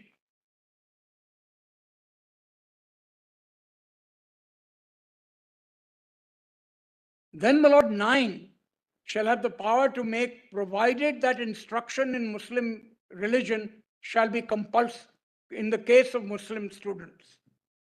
This is consistent, my Lord, with Article 28.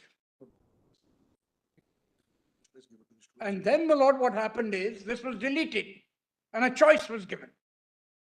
I remember, my Lord, when I went to school, whether I should attend church or not. They had to get my father's permission. And I'm very grateful I did. I wasn't in the choir, but like your lordships, my Lord, I could sing Christmas carols.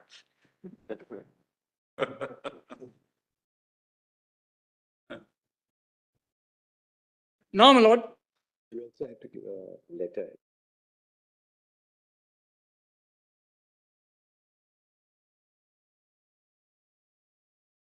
Others.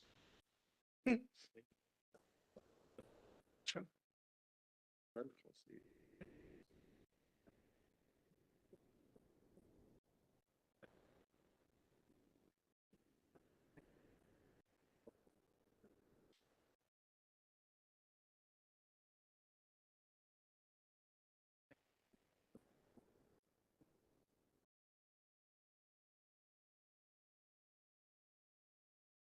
Doing well over there.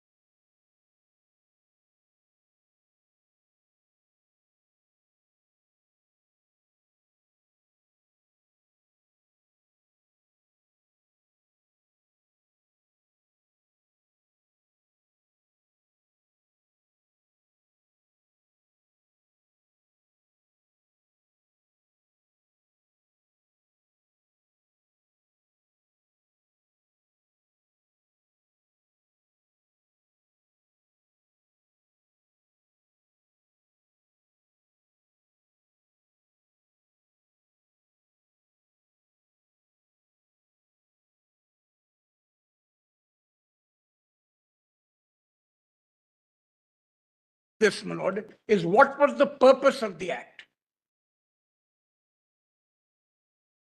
Now, all these provisions, my lord, show what the purpose of the act was. Grant education to Muslims.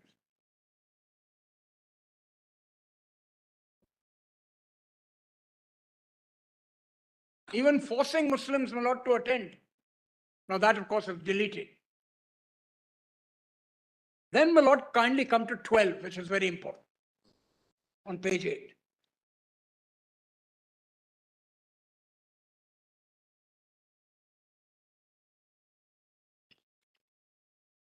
The university shall, subject to the statutes, power to maintain and establish intermediate colleges and schools within such limits of the Aligarh district as may be laid down in the ordinances for the purpose of preparing students for the university, and may provide instructions in the Muslim religion and theology.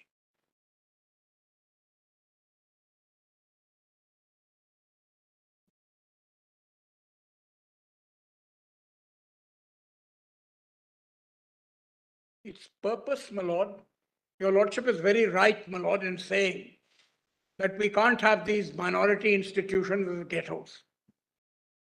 Agreed, my lord. They must be institutions of excellence. They must conform to the general law. And nothing in this act takes that away. Then, my lord, if your lordships will come to 13, kindly just 1 second. The Governor General shall be rector. This is therefore, my lord, the rector who becomes analogous to the visitor. And that's where my template comes in. The external authorities and the internal authorities.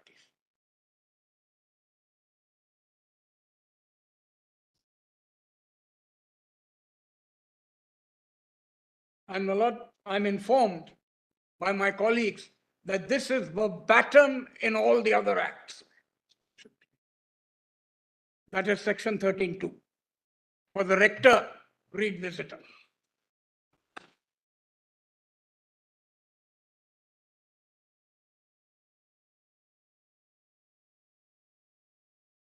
We've given some examples in volume 4, my lord. That's it. I'll take your lordship.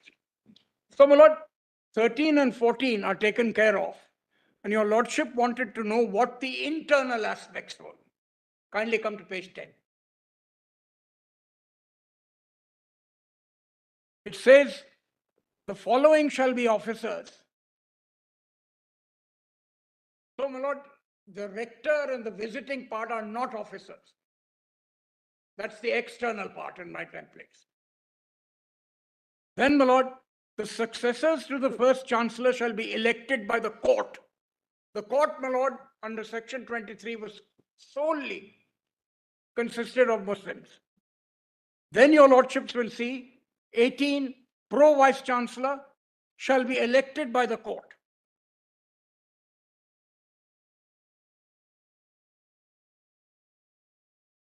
19, the successors shall be elected by the court. 20, the pro-vice chancellor shall be appointed by the court.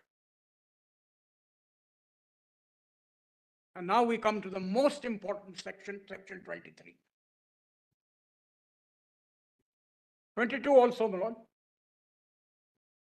So you will see that the visitor is not an authority of the court. 22. Now 23, my lord, is very significant. And although noticed, the implications have not been worked through.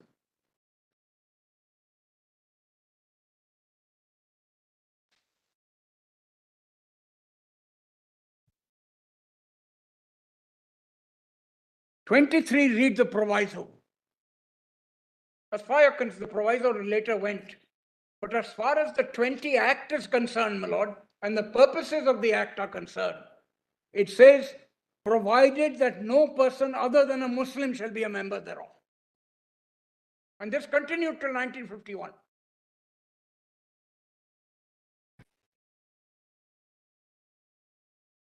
Now this is, my lord, very important when you come to administer. The court was hands-on, my lord, in the administration of the university, as is clear from subsection 2. The court shall be the supreme governing body of the university and shall exercise all the powers of the university not otherwise provided for in the statutes. So all this, my lord, is there with the supreme body which consists of Muslims. Today they are non-Muslims, my lord. But the point is, this was the tenor of the 1920 Act.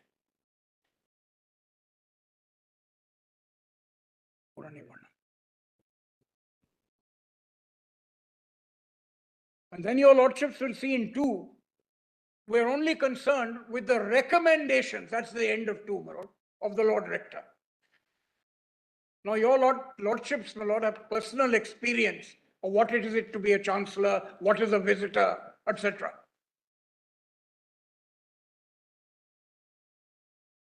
Your lordships may be non-interfering, different from chancellors today, my lord. One day that issue will come before your court also. It's already before. Already, I'm sorry. We know that.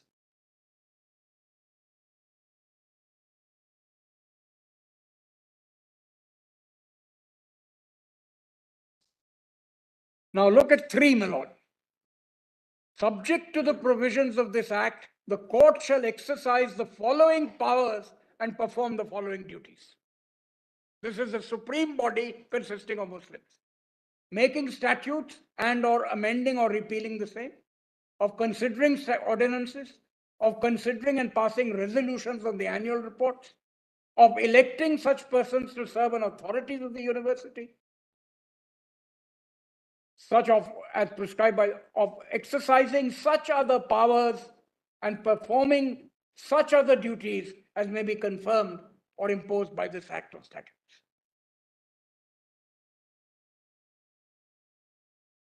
The purpose of this is administration will stay with the supreme body. Things have changed a little bit, my lord, but the supreme body part remains the same. Then, my lord, I want to take your lordships to the statutes and ordinances. Kindly come to page 12.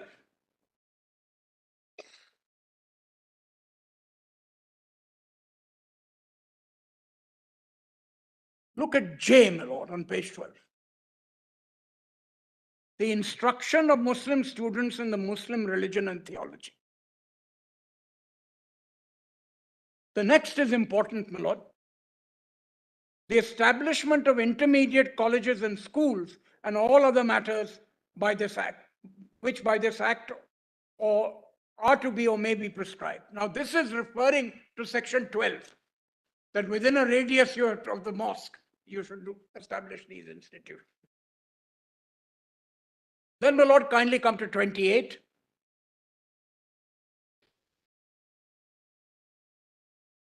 Come to the proviso, my lord, at the bottom. Provided that no statute dealing with the instruction of Muslim students in the Muslim religion and theology shall require to be submitted or approved for approving.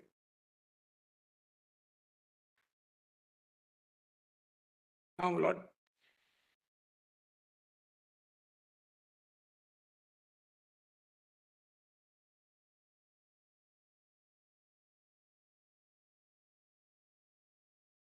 Page 14, my lord.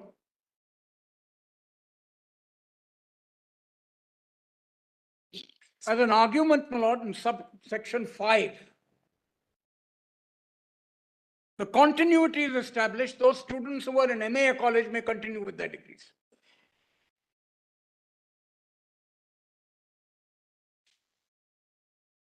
Now, my lord, kindly see the first statutes which are important. The first statutes, my lord, are there in page 16.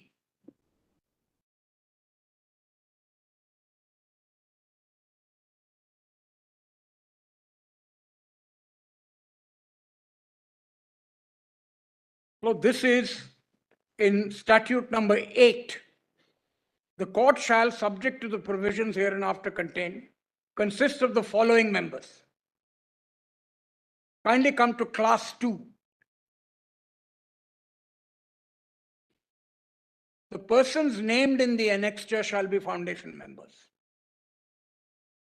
The annexure, my lord, which I'll show to your lordship, was completely Muslim. On page 24, I'll come to that.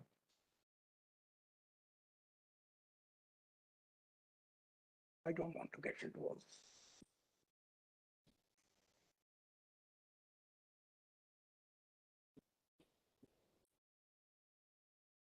So, my lord, the continuity is again established on page 19 at the top of subclause 3. The graduates are there and who have been educated in the Mohammedan Anglo-Oriental College and are members of the association recognized for this purpose by the Act.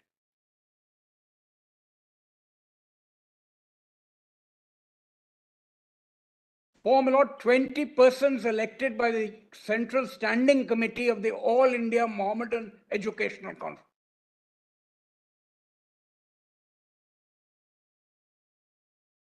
So, my lord, the link, my lord, with the foundation is here.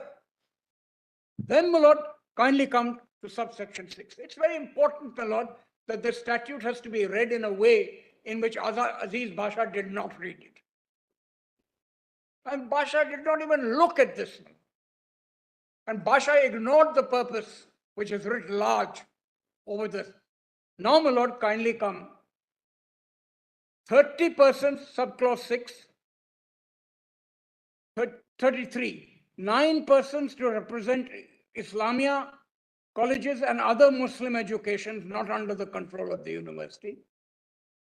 And then, my lord, 15 persons learned, then 9 persons learned in the Muslim religion and Oriental studies.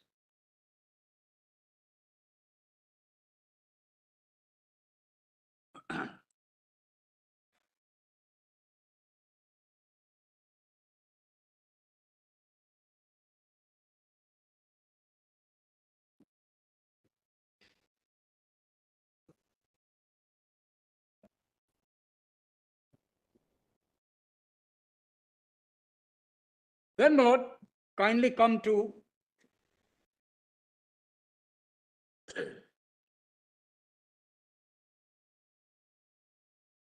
the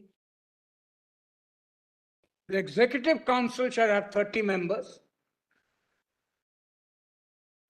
And 3 is important, 6 are the members to be elected by the Academic Council and 20 shall be elected by the court. Now remember, the court, my lord, is all Muslim at that point in time.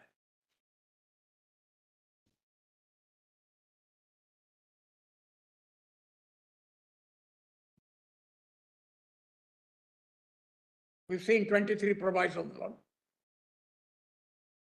Then, my lord, kindly come to 22. Top of the page, 2 persons elected by the court.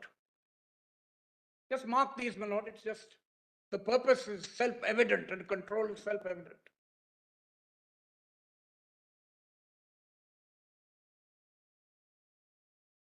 This is in the Academic Council. Now, my lord, come to 19. This was there in the original Act, my lord, and the original statutes.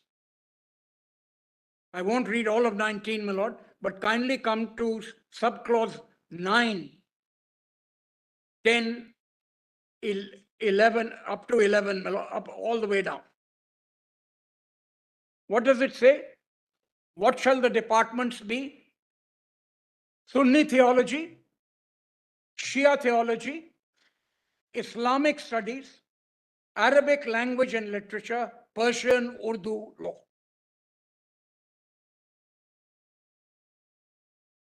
These are the few institutions in India that protect Urdu, which, as your lordship knows, in the 8th schedule is important. When I went to Pakistan, my lord, they have protected Urdu in a way in which we haven't. Of course, I have a quarrel with the 8th schedule, my lord. English is now an Indian language, whether we like it or not. It is. You look at the literature, you look at the poetry, you look at everything, my lord, all the proceedings of this court.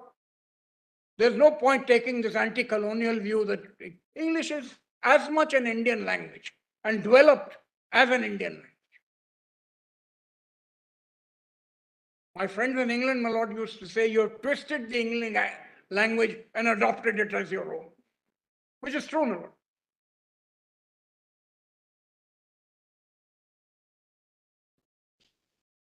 And as Mr. Sibbal points out, we do it better than them. But anyway, my lord, that's not the point. Then, my lord,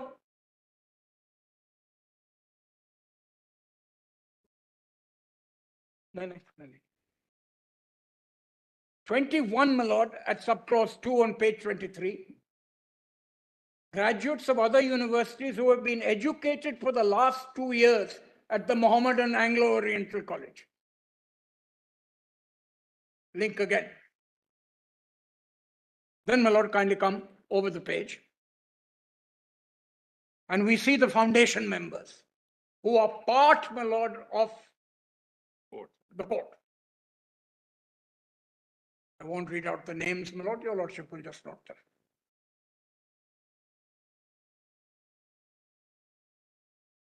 Lord, we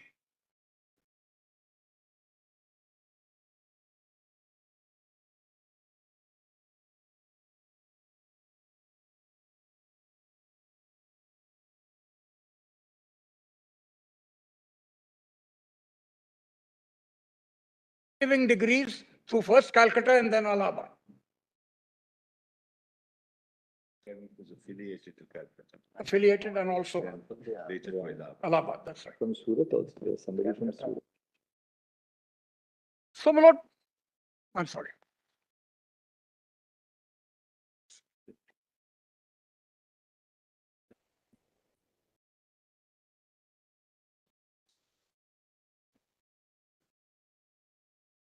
Have we made a good?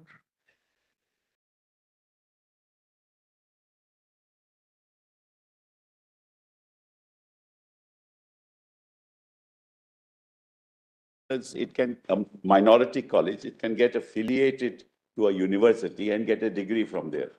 But in the case of a university, that cannot happen. So if you want, and if you, without a university degree, you can't get employment. So the real problem is if you say that I should have continued as a minority institution, nobody would have been employed. Because you have to get a degree. And that degree has to be recognized. So if you are a university, it's the act itself that must confer that. This is the issue at the heart of the problem. Section 6. Your college was affiliated with Allahabad. Correct. I am saying that as a college, but once you create a university, it can only be done by statute. There is no other way to do it. Basha says you can have a university, but that degree will not be recognized. But that's not the answer to the question. If that is not recognized, why would you have a university? The importance of Aziz Basha is saying that universities are a part of Article 30. It says so in so many words, and that they have a right to be recognized by a minority.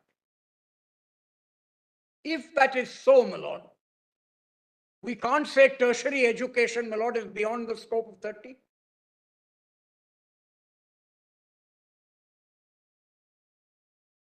Now, the fact that there were degrees through affiliation is really irrelevant now, because of the negotiations that took place.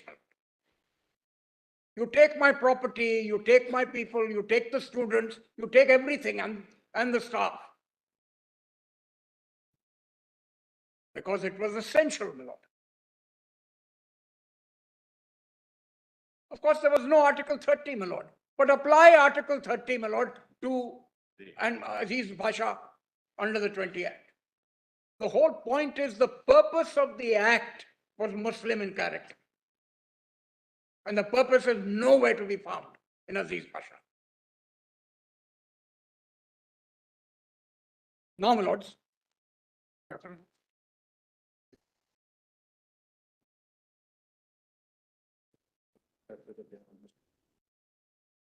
Now, my lords, I just note the pages, my lord. I just want to take your lordships, my lord, to my submission at page 61, Page? volume 1A. What page, Mr. Devan? Mr. Devan? 61.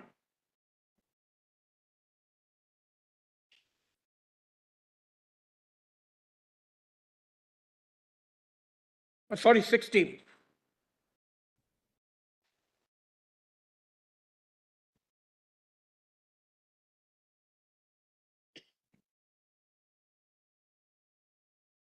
Shall I continue after lunch, my lord? Yes, we can resume after that.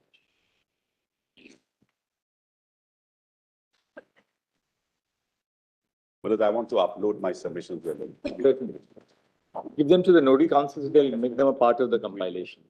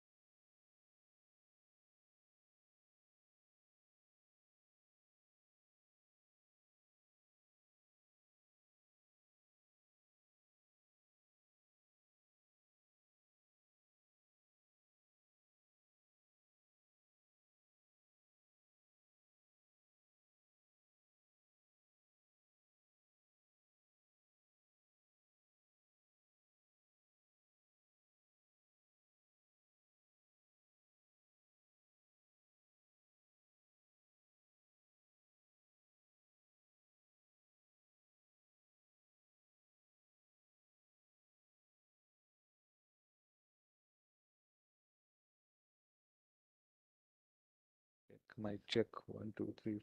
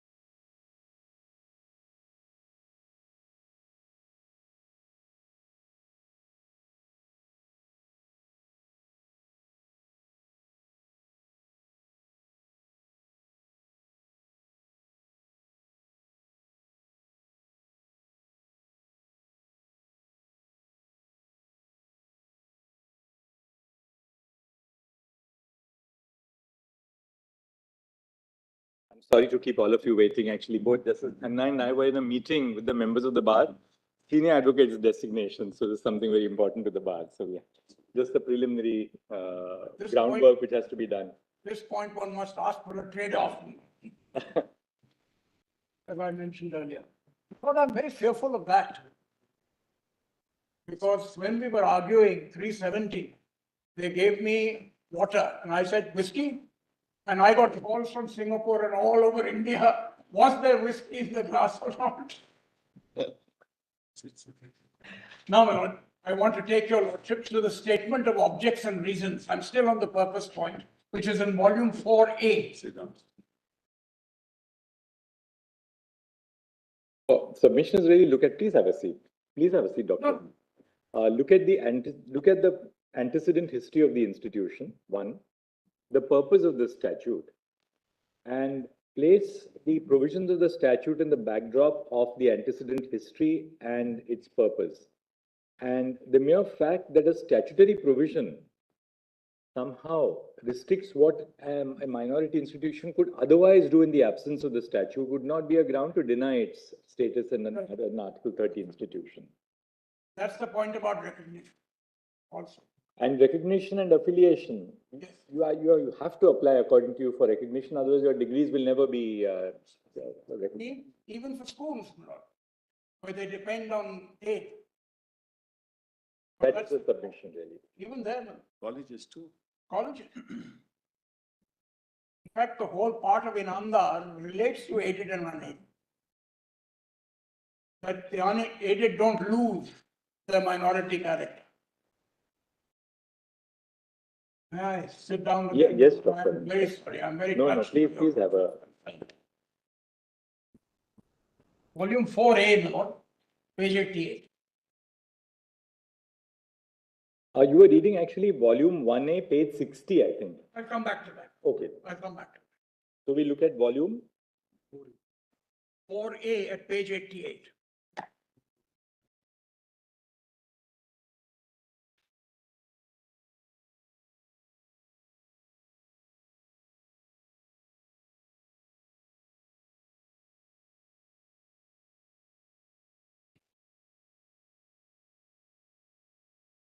Your lordships have it. Yes. Now, this is the statement of objects and reasons to the 1920 Act. You have 4A. Yeah, That's right.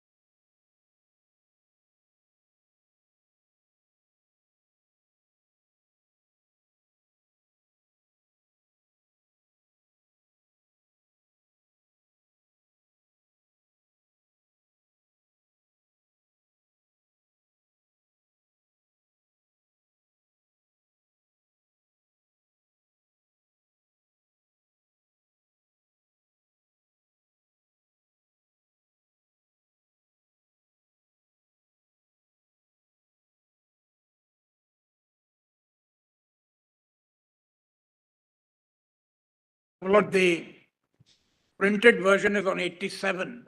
This is easier to read because it shows the nexus, my lord, that I was talking about. The Muslim University Association, having requested the foundation of a university and certain funds and properties being available to this end, it was proposed to dissolve the association and the Mohammedan Anglo-Oriental College, Aligarh, and to transfer the property of those societies to a new body called the Aligarh Muslim University. The present bill is designed to incorporate this university, to indicate its functions, to create its bodies, and to define its functions. It also secures the university's assurance of a permanent endowment to the government. And the necessary power of control. Part of control. The university and the teaching residential type, in accordance with the recommendations of the Calcutta University Commission, the university will not include intermediate classes, but the university will have the power to maintain establish and maintain intermediate colleges and schools at Aligarh. They're all Muslim. The degrees conferred will be recognized by the government. Special features of the university will be imparting for Muslim religious education to Muslims and the inclusion of the Department of Islamic Studies. The bill provides for the making three. The general terms, my lord, on page 89 of the bill and statutes have at various times been discussed with the representatives of the Muslim University Association. That's the purpose. Now, my lord, I'll come to my written submission, my lord.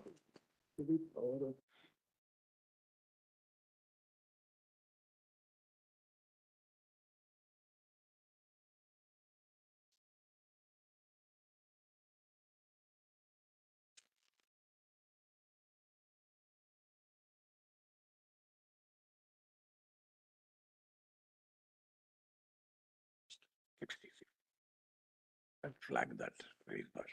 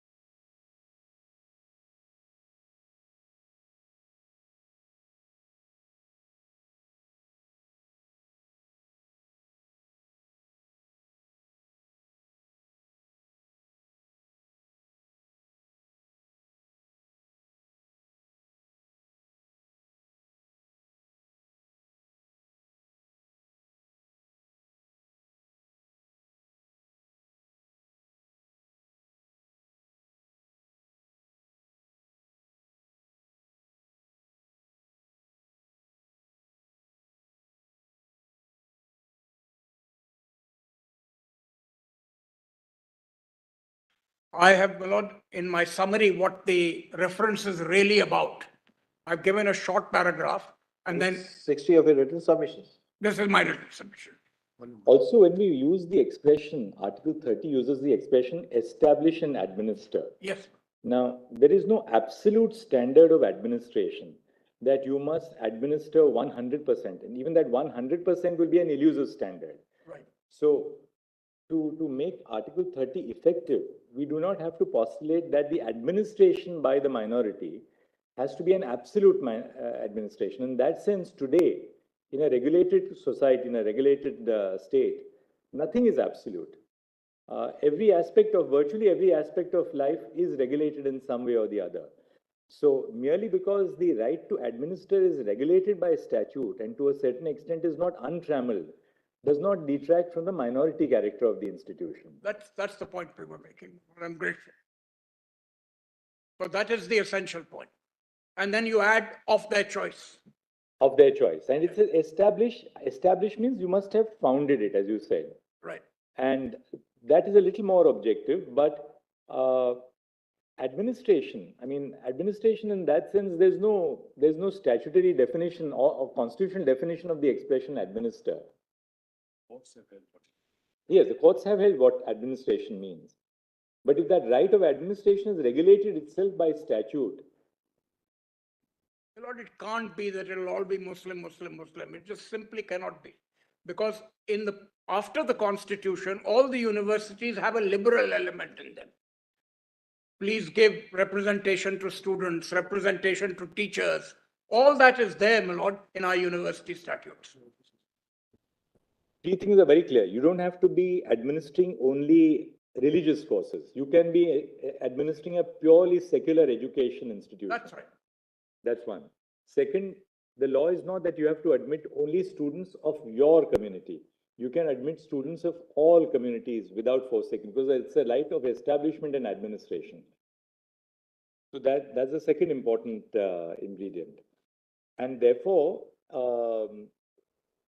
a minority institution does not lose that character according to your submission merely because various aspects of its existence are regulated by statute, including aspects relating to the administration of the institution. Right. The state in public interest is entitled to regulate, or the state legislature or parliament, as the case may be, is entitled to regulate administration in public interest to ensure that the conditions of service of the teachers are fair, that the staff of the institution is not maltreated or not deprived of basic conditions of service. There'll be a variety of administrative requirements which the state can impose, or the minimum requirements for the allotment, for the conferment of degrees, standards of examination, standards of syllabus, the curriculum. That's all regulated by the state, but that does not detract from because that applies across the board, irrespective of whether you are a minority or a non-minority institution. That's right. And that's why I said in the beginning, we accept that it must be institutions of excellence, and all the other regulatory features, statutes must apply. With one caveat, my lord, which is repeated again and again, that the right to administer does not mean the right to maladminister. That's very important. It comes in Kerala education and then, of course, my lord, in TMFI.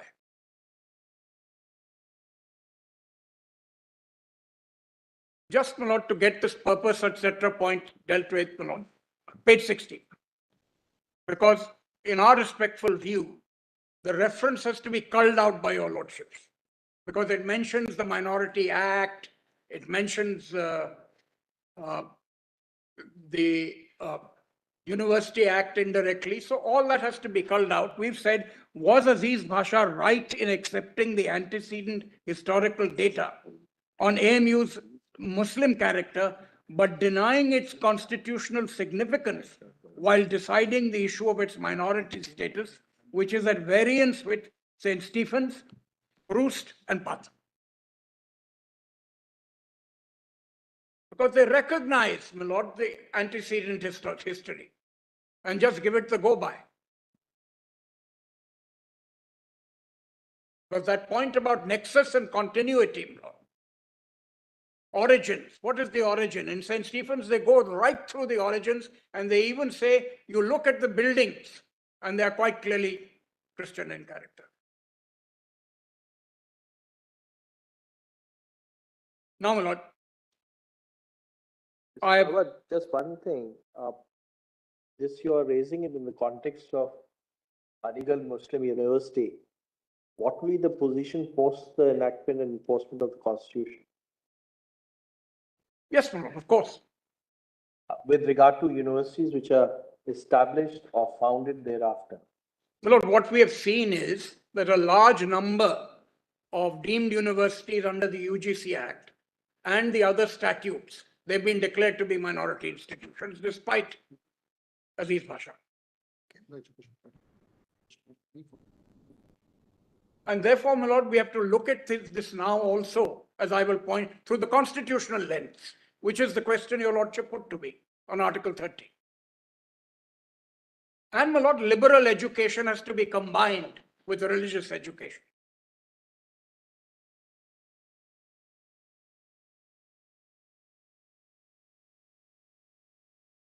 May I proceed now? Yes. 60, my lord. I have dealt with this, but just to, as a preface to the next argument, the Mohammedan Anglo-Oriental College was the nucleus of the appellant university. This is what Basha says. The founders had from the very beginning desired to incorporate MO colleges as a university and grant degrees that are recognized by the government. The Muslim community largely contributed the funds necessary to incorporate MAO into a university. The founders had long negotiations with the government to introduce a legislation and establish the incorporate the MAO college.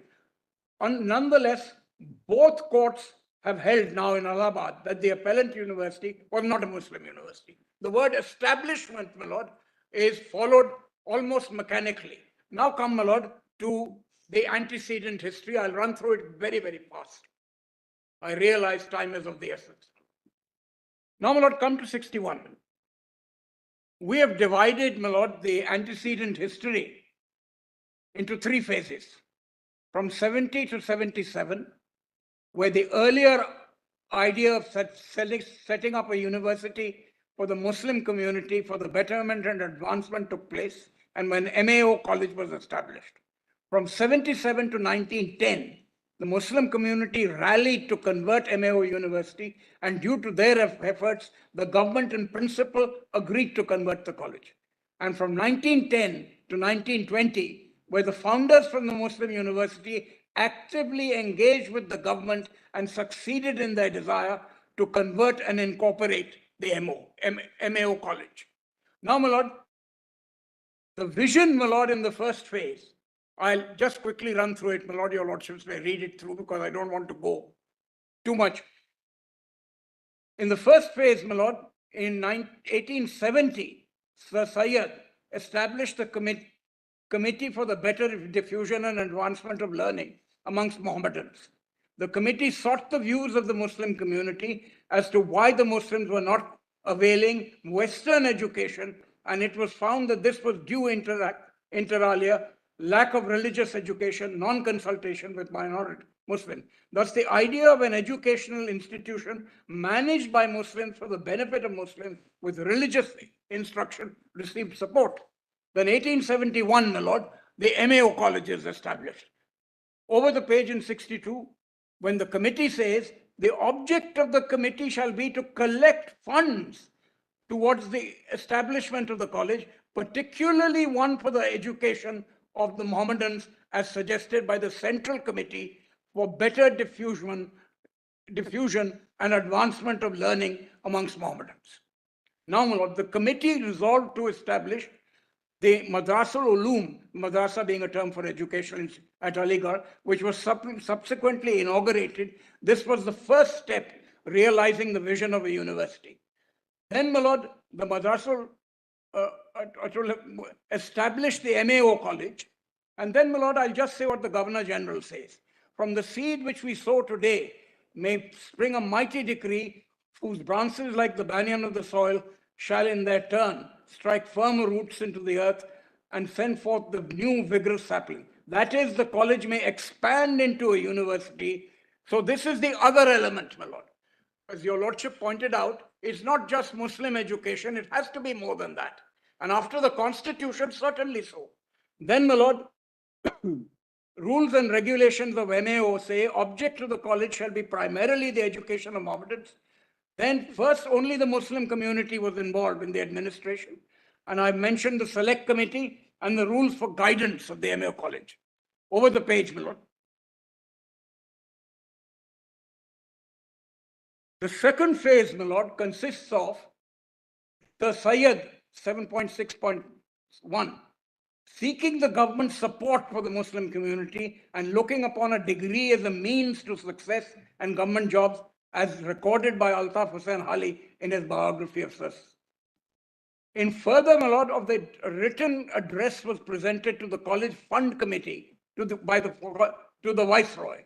By far the greater portion of your funds and endowments naturally derived from members of your race and creed. Someday when our endowments are richer and our schemes are completed, we hope to ask to confer upon us the legal status of an independent university. The funds, my lord, come from. Then, my lord, there's recorded in this book, my lord, in 1998, a memorial fund was created to raise funds for incorporating MAO College, and this proved to be a success. 1,27,000, my lord, was an enormous amount in those days. I remember, my lord, my amount we used to get, my lord, in my school was only 2 rupees per week. It was huge. So we have got to inflation-proof this. Now, my lord, at the bottom of that page, those and other efforts by the Muslim community resulted in substantial funds collected for the establishment of the university. Then, my lord, there was an address that was given when they met the viceroy. His ideals and those of Sir Syed with regard to the expansion of the colleges are the view is the ultimate development for the formation of a Mohammedan university, of which the idea was strongly supported by the late Justice Mahmood, son of Sir Syed, and by Morrison, our last principal. The former may be indeed to have said to have formulated, if not fathered, the university scheme, while the latter developed it in numerous writings. Now, this is the great Justice Mahmood, my lord. As your lordship knows, the Privy Council saw his judgments and said, you please become High Court judge. After that, he delivered, I think, 8 significant judgments, and then he resigned to get himself involved, my lord, in this process. Now, my lord, we come to the third phase, which is important. In 1911, the Committee Takmili Mohammedan University Foundation Committee, now this is important, was constituted for converting MAO College into a Muslim university with the Raja Sahab of Mahmoodabad as the president. On the recommendation of the Government of India dated 1911, the Secretary of State approved in principle the establishment of a university at Aligarh, subject to provisions of adequate funds and control. 1911 again, the Government of India specified that a university could be established only through a bill in the Legislative Council. Over the page, my lord. Yes. Then, my lord, in 1911, page 65, or rather PDF 65, where an institution styled as Mohammedan Oriental College was founded by Aligarh in 1875 under the leadership of Sir Syed Ahmad Khan Bahadur, with the special object of promoting the diffusion of Western science and literature and of training the character of students by a scheme adapted to meet the special requirements of the Muslim community. Both, my lord, a liberal education as well as, my lord, the demands of the Muslim community. And whereas from the beginning, the object of the founder and the Muslim community was to raise such college to the status of a university, whereas a memorial had been presented to the government by the trustees of the said college and other representatives of the Muslim community, praying for the erection of a Muslim university and inviting attention to the advantages a university would have, which would confer on their community to the inadequate representation of which their community had in existing, to the enthusiasm which their own university would create amongst the Muslims. And then, my lord, and to the need for religious teaching and protection. So, my lord, the fact, as was pointed out in an interruption, that MAO College could still get degrees, that's not the only point, my lord. The point is of substance, a liberal education along with the concerns of the Muslim community. Then, my lord, 1911, the Secretary of State says sanctioning a university at Aligarh will be a source of enlightenment and prosperity that the Muslim community and will crown and continue the hopes of Sir Syed Ahmad Khan. The negotiations continued, my lord, and then your lordships will see that 5 lines from the bottom on 65, in an intervening letter dated 9/10/1912, The education members specifically mentioned that the movement was started without reference to government and that the hope of Sir Syed to convert Aligarh into a teaching and residential university, and his hope has been repeatedly expressed since the leading Mohammedans and others are connected with the college. Also note that the draft constitution stated from the beginning the object of the founder and the Muslim community was to raise the college to the status of a university. 1915, my lord, practical shape was given to this, and the MAO annual report, I won't read it, my lord, and it says the conversion should be there. Then, my lord, 8 is important on page 66. The Muslim community raised 30 lakhs for the university as required by the government. So this is the interaction, my lord, the money was raised by the Muslim community. And this, my lord, you find reference in the statute and in section 7. Now, my lord, after extended negotiations, the Muslim University Bill was prepared in 1990, referred to the Select Committee. The Select Committee report submitted its report to 2/9/19 at 2nd of September. The Muslim community's predominant role in the university administration is clear from the debates. In reference to the constitution of the court, we have retained the provision that no person other than Muslim shall be members. We have done this because we understand such a provision is in accordance with the preponderance of Muslim feeling. Then, my lord, the matter comes to the Legislative Council. Before putting the question, I would like to add congratulations to the Muslim community on the passage of the bill. I've come specially this morning to preside that I may add good wishes, etc. Then, my lord, the University Act of 1920 was a statement of objects and reasons, which I've read to your lordships, my lord.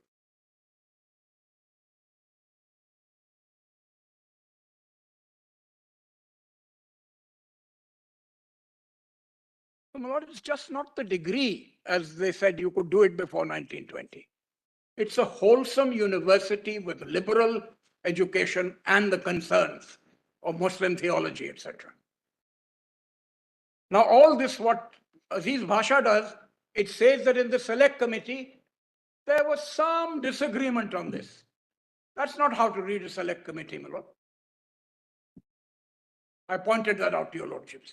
Now, my lord, 7.8 is just important because, my lord, your lordship doesn't look just at the de jure situation, also the de facto.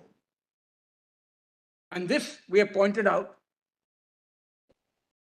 that the members of the first court were Muslim, 8 to 12 members were Muslim, every chancellor to date has been Muslim, 34 out of 37 vice chancellors have been Muslim. The vast majority of the members of the court, executive council, academic council, and executive council, my lord, have all been throughout Muslims. Now you want to take all that away, because when appointments were made by the government, they made sure that the appointments conform to the Muslim character. Then, my lord, I have already read because St. Stephen's looks at the emblems, my lord, there. I just want to do 7.9. My lord, when this was argued in Allahabad, Siddharth Shankar Ray, my lord, gave 3 volumes, and the court said, yes, of course it is Muslim in appearance, but we are bound by Aziz Bhasha. Now, the history background is architecture of the building, such as a deep green color, Quranic inscription, clearly show the Islamic character. Photos were shown to evidence to the division bench. The emblem of ANU contains a Quranic verse. The university has a university mosque.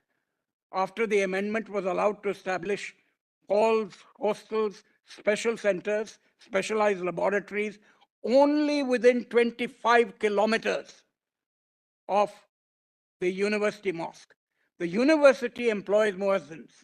At its inception, the MAU had departments of study, Sunni theology, Islamic studies, Persian and Urdu, studies for Islamic medicine, all that I've read to your lordships.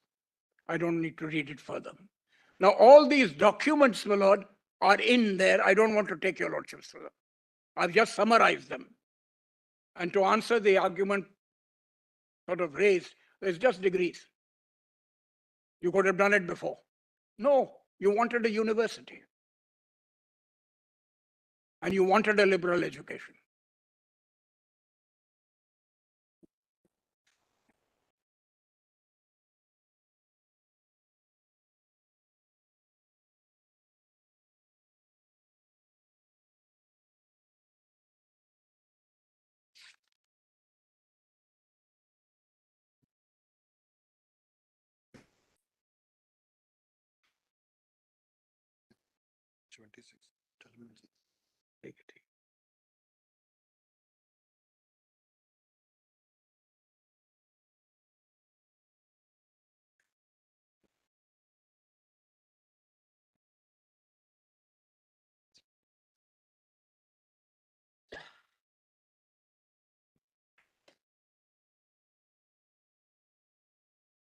So I've done the face now.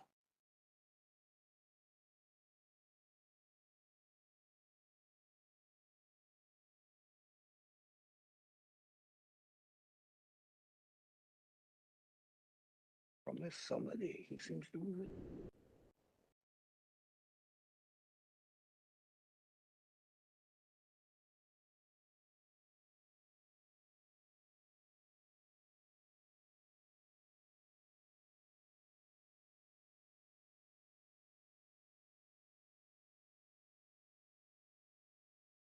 Your Lordship's point, it can't be full and complete control. It can't, my Lord, especially after the Constitution.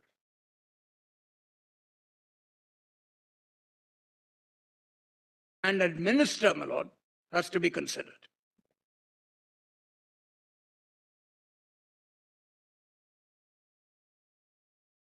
Now, my Lord, I'll read some judgments, my Lord, including TMA Pi and Mother Provincial. This, your Lordships will find in volume 5A.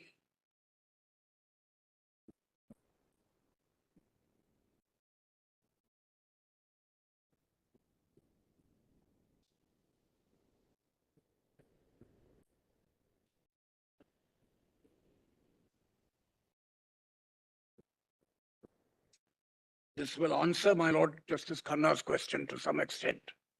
Pre-Constitution, post-Constitution, the change and the requirements. Now, my Lord, Kerala Education Bill, I'll be in 5A, I'll be very fast, my Lord. Starts at page 4, but I'll go straight, my Lord, to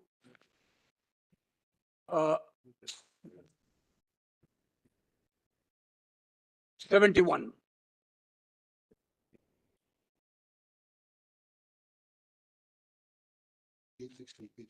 I'm sorry, my Lord.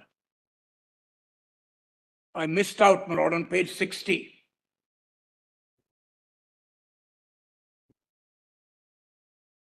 That is, my Lord, somewhere halfway down. There is no reason why the benefit of Article 31 should be limited only to educational institutions established after the commencement of the Constitution. The language employed in 31 is wide enough to cover both pre-Constitution and post-Constitution institutions. Then, my Lord, 61 is very important, my Lord. This is about 15 lines from the top. The sentence beginning, to say that an institution which receives aid on account of its being a minority educational institution must not refuse to admit any members of the other community only on the grounds therein mentioned, and then to say that as soon as such an institution admits such an outsider, it will cease to be a minority instrument, is tantamount to saying that minority institutions will not, as minority institutions, be entitled to aid. Now comes the important part. The real import of Article 29(2) and 31 seems to be that it clearly contemplates a minority institution with a sprinkling of outsiders. Let me pause here, admitted to it. My Lord, that sprinkling now after St. Stephen's has gone up to 40%. So St. Stephen says you can go to that extent. And of course, my Lord, this is modified by TMA Pi says it may not be 50%, it will depend on the needs of the institution. Then, my lord, by admitting a non-member into the minority institution does not shed its character and cease to be a minority institution. Indeed, the object of the conservation of distinct language, script, culture of a minority may be better served by propagating the same amongst non-members of the particular community. In our opinion, it is not possible to read this condition into Article 30, subclause 1. Then, my lord, page 62. Comes the important, my lord, pronouncement of the words of their choice. This is, my lord, just below halfway.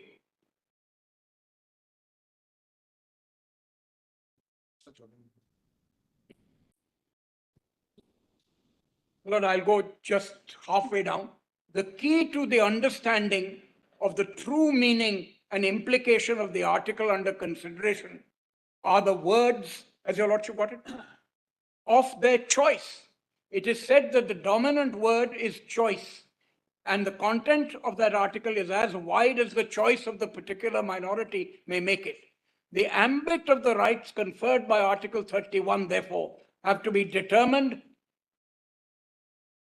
It should be referred to be determined on misprint by Article 31, and therefore to be determined on has therefore to be determined on a consideration of the matter from the point of view of the educational institution. Now, all this, my lord, somehow Kerala Education Bill was before Bhasha. The foundation had been laid here. And the analysis of Article 31 is missing, my lord, in Aziz Bhasha. It just goes by established or administered, doesn't look at the question of choice.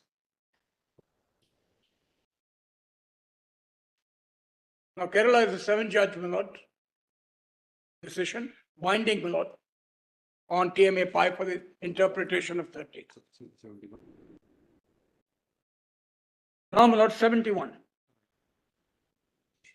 This is halfway down, my lord, because now, my lord, where it begins, we have already observed that Article 31 gives 2 rights to the minorities to establish and to administer educational institutions of their choice. The right to administer cannot obviously include the right to maladminister. The minority cannot surely ask for aid or recognition for an educational institution run by them in unhealthy surroundings without any competent teachers possessing any semblance of qualification and which does not maintain even a fair standard of teaching and with teaching matters subversive of the welfare of the scholars.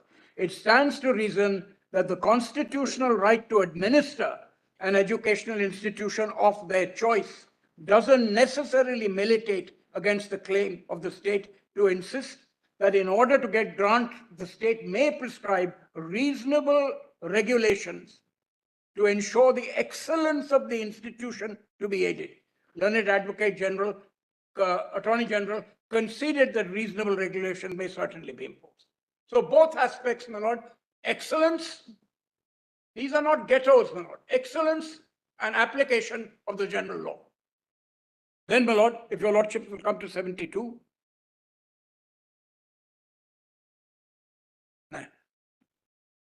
It says, my lord, at the top of 72, what the state says, I have money and I shall distribute it, but I shall not give you any of the, unless you surrender to me your right of administration. Then the state must not grant aid in such manner as will take away the fundamental right of the minority community under Article 30. Then, my lord, about 1/3 from the bottom. No educational institution can in actual practice be carried out without aid from the state.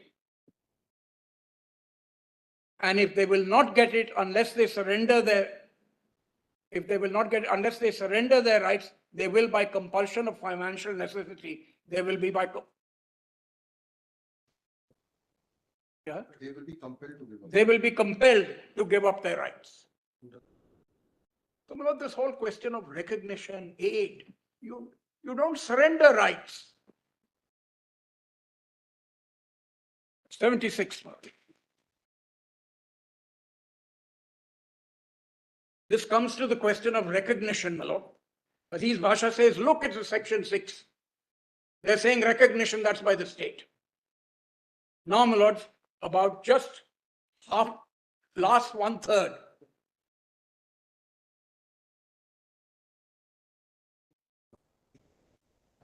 I'll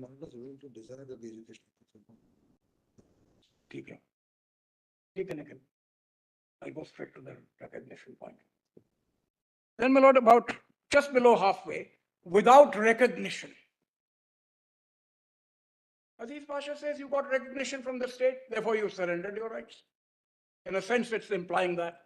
Without recognition, therefore, the educational minorities established or to be established by the minority communities cannot fulfill the real objects of their choice, and the rights under Article 30 cannot be effectively exercised. The right to establish national educational institutions of their choice must mean the right to education, right to establish real institutions which will effectively serve the needs of their community and the scholars who resort to their institution. There is no doubt that there is no such thing as a fundamental right to recognition by the state. But to deny recognition to educational institutions, except upon terms tantamount to the surrender of their constitutional right of administration and their constitutional right of administration, where are we? Of the educational institutions of their choice. And is in effect to deprive them of their rights under Article 30.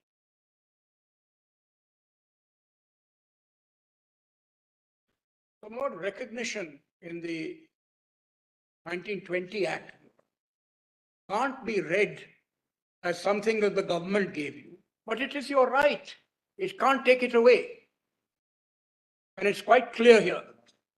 We repeat that the legislative power is subject to fundamental rights, and the legislator indirectly take away and abridge the rights which it could not do directly, and yet will be the result of the said bill containing any offending clause becomes law. Now, my lords, this, my lord, is the foundation of the interpretation of Article 30. Totally ignored by Aziz Pasha.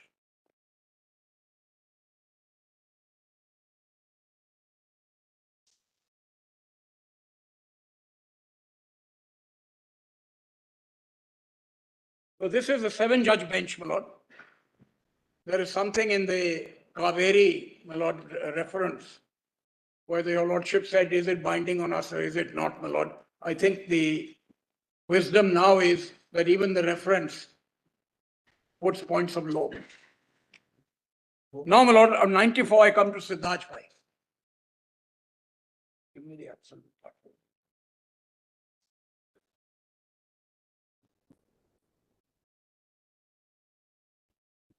Mr. Dhawan, my question was slightly different. Yes. My question was the But sport. your lordship's voice is so soft. Okay, now is it clear? Probably. Yes, Yeah. much better. Yes, okay. My question was slightly different. It arose from your argument that now for the university, a statute is required. Yes.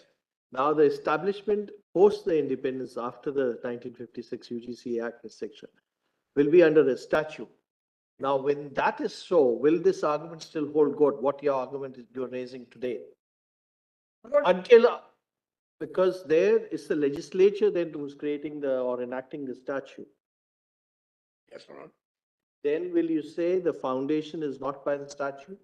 Yes, there could be cases of colleges because colleges can be established by minorities. There's no difficulty on that. But your argument with regard to university, because it's to be established by the statute, then what will be the position? Lord, I had indicated to your lordships that established cannot be given the narrow meaning that it's established by statute.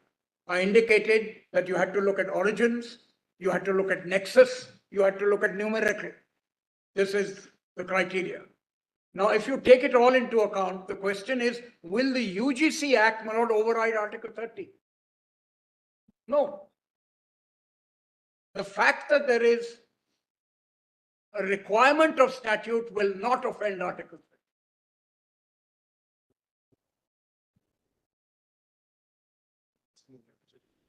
And then, my lord, as I indicated, Mr. Dwivedi was amicus, my lord, in the Yashpal order, where he said you interpret the UGC Act as by and under.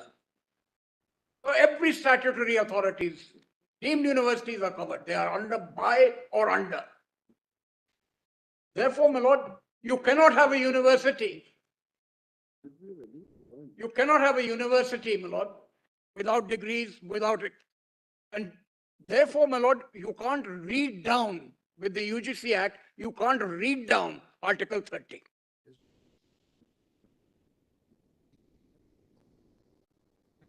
And then your lordships have seen in the reference in 2019, the National Minority Education Act says you have a right to a minority institution. So, my lord, your lordship's question may lead to an exclusion of tertiary education. Then the question of their choice comes up. I don't know if I fully answered it.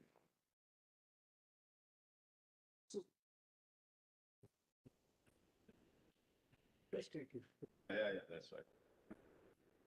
And my lord, the private universities have come up, all under statute. As long as the statutes permit them, they will fall in this.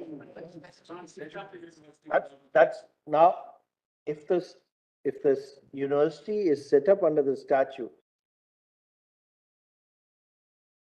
if the statute itself says there's a minority university, they'll obviously, because the funding is done by the establishment is done by the minority community, and minority is a much wider term, not restricted only to religious minority. Lord, the statute will never say. That's where the problem will come up. No, my lord, it doesn't come up. Because in St. David's, my lord, it is certainly true of England that you have the right to grant degrees, but you don't have it doesn't come in the Royal Charter. Your lordships will take the statute as it is and then analyze whether it's a minority institution. That is antecedent, my lord, to establish and administer.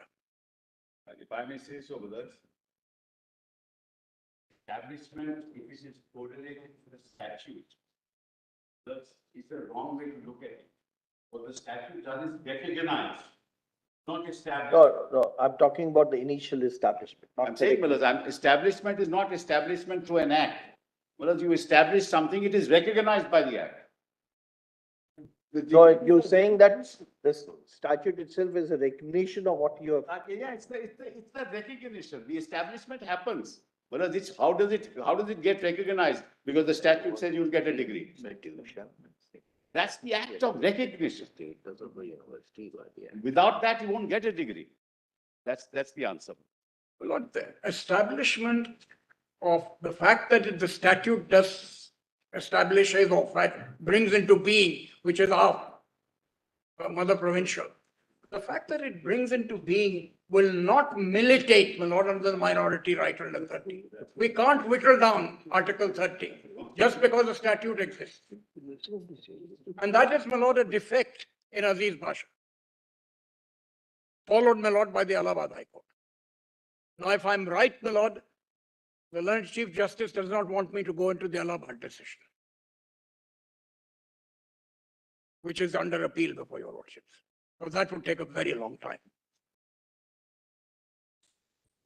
It's a wonderful decision, my lord, which says that dinner jackets have been exchanged for a sherwani.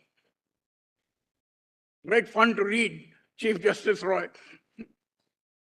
Is it saffron or is it green? That's what he asks.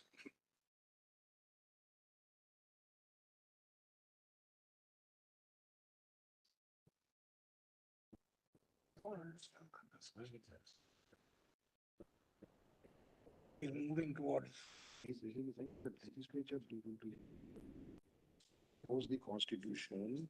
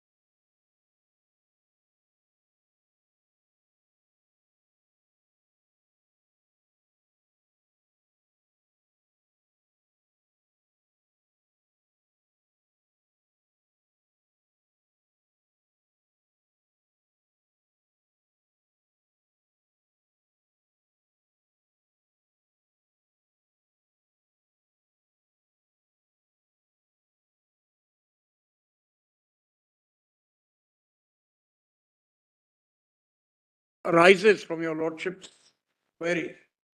Is 30 establishment, the term establishment, to be read in a narrow sense so that it can be taken away by statute, or in a wider sense to define what a minority institution is? The subsequent decisions of the court, my lord, say read it in the wider sense. You go back to the history, you try and figure out what the nexus is. So ultimately, if your lordships are going to give Article 30 a narrow meaning, by back to Aziz Pasha. And everything goes through. All tertiary education cannot be minority. At a certain level, what happens when a statute takes over an erstwhile institution, whether it's a school, a college, and gives it a statutory form?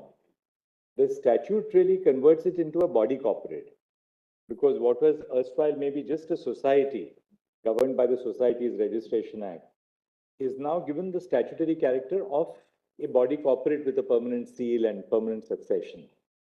Does that conversion of a society into a body corporate, so to speak, under the provisions of the Act, deprive it of its minority character? Or is that merely only a matter of form to convert the form which was a society into a body corporate? Or does that change in form completely destroy the minority character of the institution? Lord, our respectful submission is, it is a mandatory form, my lord. That is, You see the long title of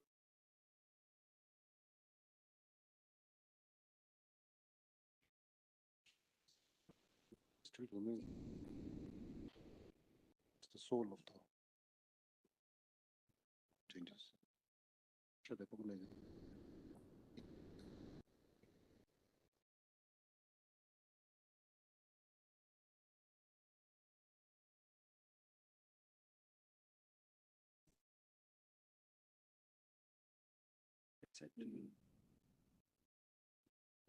Objects and reasons.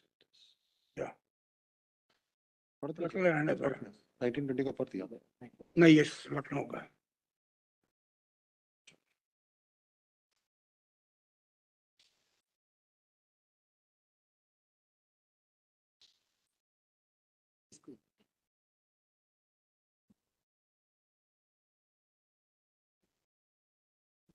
See.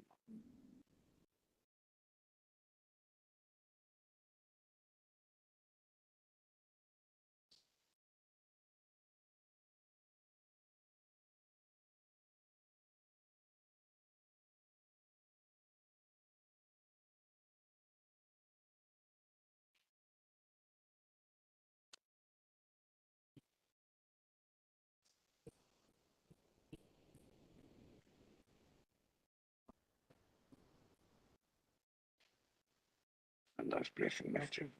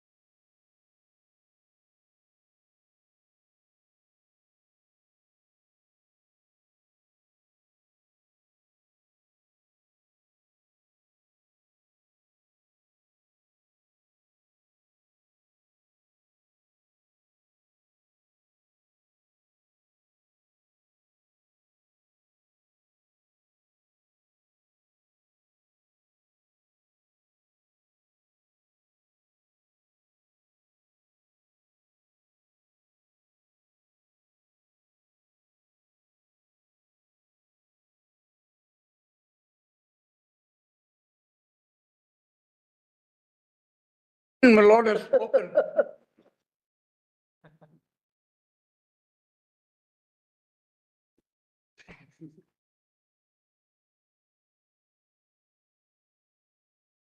So there, my Lord.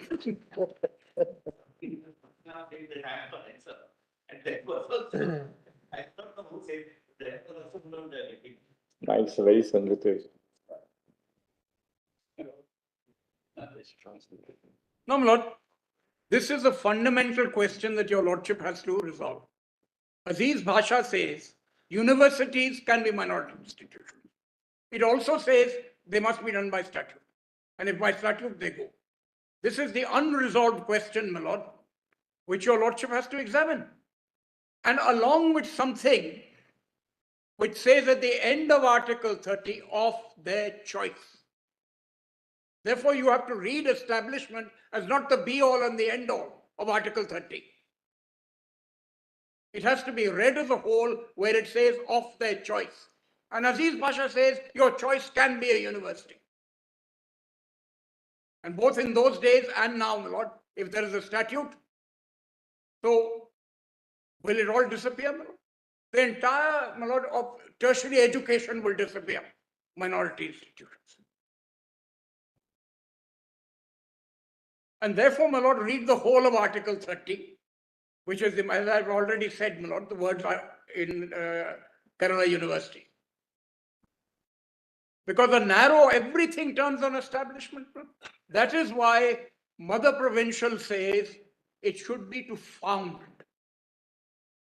You take all the factors as to what is founded by the minority. It may not be in the statute. In the Delhi University case, not two cases were before the court. The Allahabad Agricultural University and St. Stephen's. And you don't find that in the statute necessarily. But you have to see who founded it. And your lordships, as soon in Patro, as soon as you say Christian, they said it's good enough to found. So don't, my lord, in my respectful submission, use established, because as your lordship puts it, it's not a matter of form alone. It's a matter of enabling form. That enabling has to be there to come under 30. Then, my lord, we get to the questions of substance. And that is the argument, my lord, we are advancing. My lord, let me take your lords to page 94, Siddhaj Bhai. Yes. I'm sorry, I'm going as fast as I can, my lord. Super speed.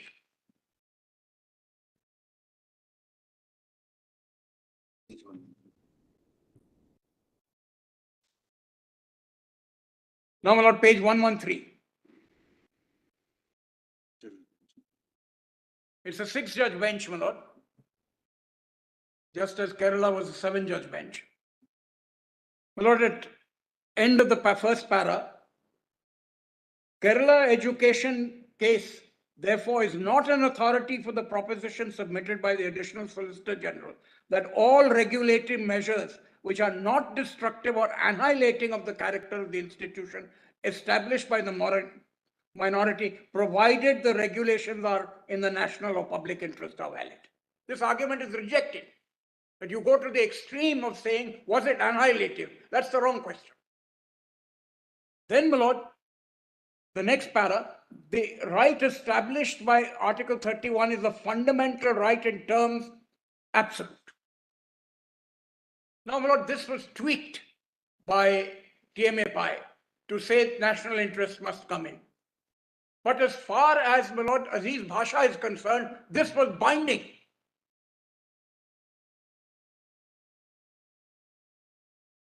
Now, my lord, I come to it is intended to be a real right for the protection of the minorities in the matter of setting up of an educational institution of their choice. The right is intended to be effective and is not to be whittled down by the so-called regulatory measures conceived in the interest of not of minority, but of the public and nation as a whole.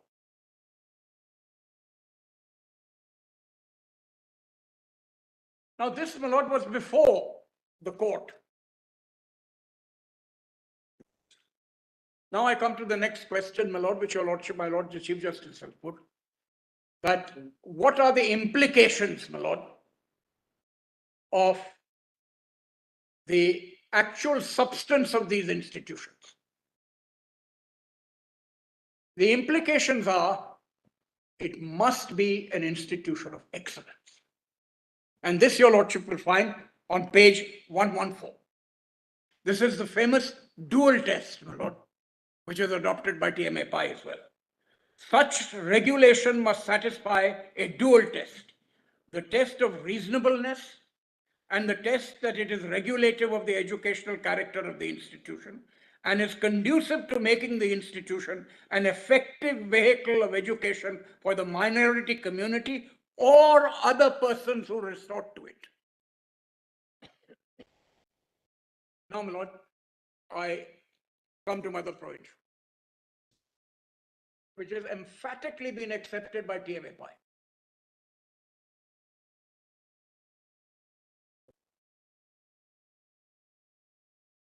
Don't disturb the boss. Now, my lord, this is on page 163. And the relevant paras, my lord, which have been affirmed in TMA Pi are 8 and 9. I'll take your lordship straight away to that.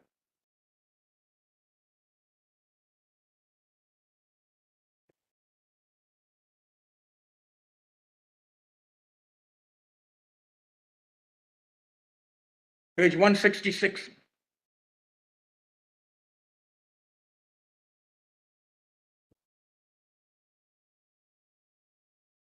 Look, this is actually a spy master, my lord. It's spying on what we say to each other. Now, my lord, kindly come to 8. It's very important. You have to switch off the mic. Or tell us to switch off your mics. We have that control. I know. Your lordship is right. Now, my lord, kindly come to 8 at page 66. Article 30, what it means. Article 31 has been construed by this court. Without reference to those cases, it is sufficient to say that the clause contemplates 2 rights, which are separated in point of time. This is important, my lord. The first right is the initial right to bring into being of an institution. Just jump the line. First right is the Bringing into being of an institution. Sorry, the first right is the initial right to establish institutions of the minority choice. Now, my lord, when we read Article 30, we don't go straight to establishment. That's a consequence. It's my right. We first, my lord, examine whether it was a minority institution or not. Then, my lord, establishment here means the bringing into being of an institution, and it must be by the minority community. The next sentence, important. It matters not if a single philanthropic individual with his own means founds the institution of the community at large, contributes to the funds. The position in law is the same, and the intention in either case must be to found an institution for the benefit of the minority by a member of that community. It is equally irrelevant that in addition to the minority community, other minority or even from the majority community can take advantage of the institutions. Such other communities bring in income and they do not have to be turned away. Now come to 9. This now, my lord, I'm dealing with after Aziz Bhasha. I've dealt with before Aziz Bhasha, Siddharth Bhai and Kerala Education.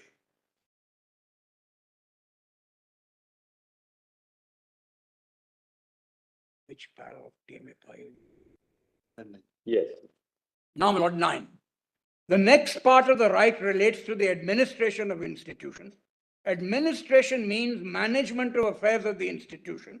The management must be free of control so that the founders or their nominees can mold the institution as they think fit and in accordance with their ideas. I'm sorry, my specs are not working. Of how the interests of the community in general and the institution in particular will be best served. No part of this management can be taken away and vested in another body without an encroachment upon the guaranteed right. Now, in para 109, my lord, of TMA Pi, this is affirmed.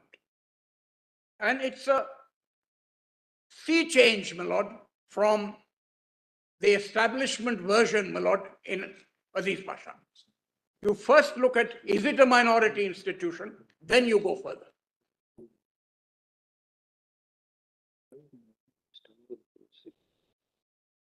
Now, my lord,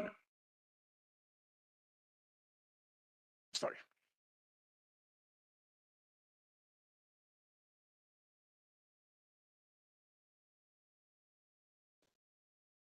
Now, my lord, if your lordships will come to 10, this is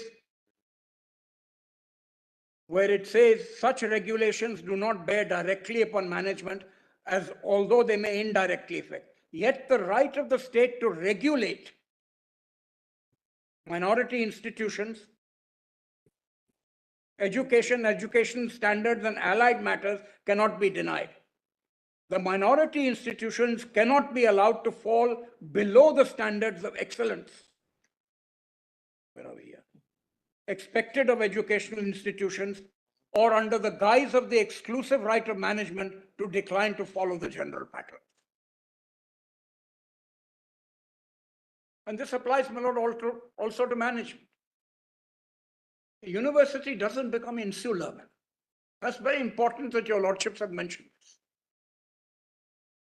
And nobody is arguing it should be insular. Then, my lord, I'll take your lordship straight away to St. Stephen's. And then TMA Pi, and I'm done with this part.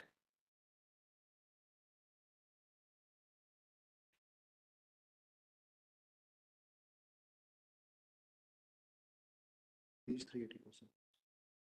Page 384.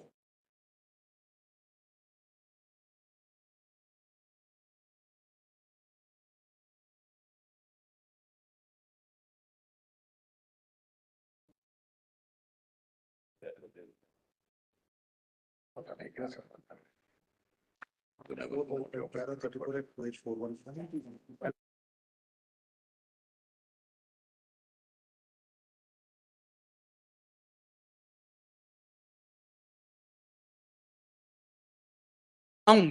How do we approach it? It is there in proofs to some extent and Patro. But I'm coming straight to St. Stephen's. Now, my lord, kindly come to page 415. No. Please come to 413, my lord.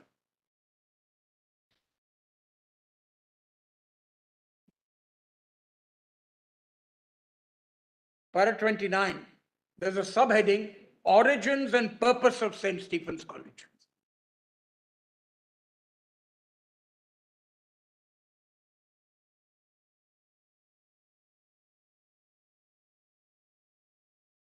I'm sorry if my reading is somewhat erratic, my lord. I'll try and be more careful.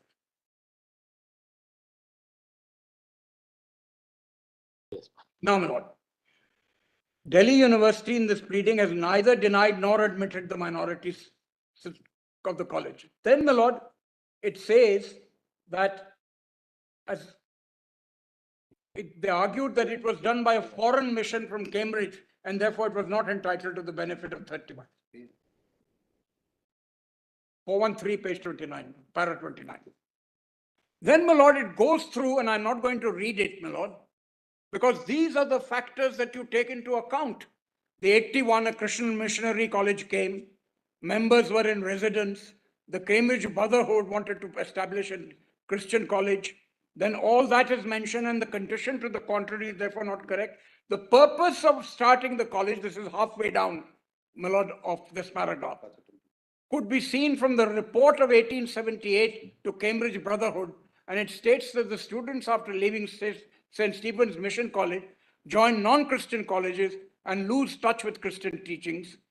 The case would be otherwise if we were to send them from our school to a college where the teachings would be given by Christians. That's at Precedents E, my lord. Now come, my lord, to 31, which is important. Because these are factors, my lord. There are environmental factors, but they are important. And in Aligarh, my lord, it is writ large that this is an Islamic institution. 31 says, originally the college building was housed in hired premises paid by the SPG. A new building was eventually constructed by the Society for the Propagation of the Gospel, wherein the foundation stone bore the following inscription: to the glory of God and the advancement of sound learning and religious education. The new building was then, my lord, started in December 1881, and on the front of the porch, at the top of the parapet, a cross in bas relief was displayed, and under the brackets, and Die Gloriam, which has been inscripted since adopted by the college.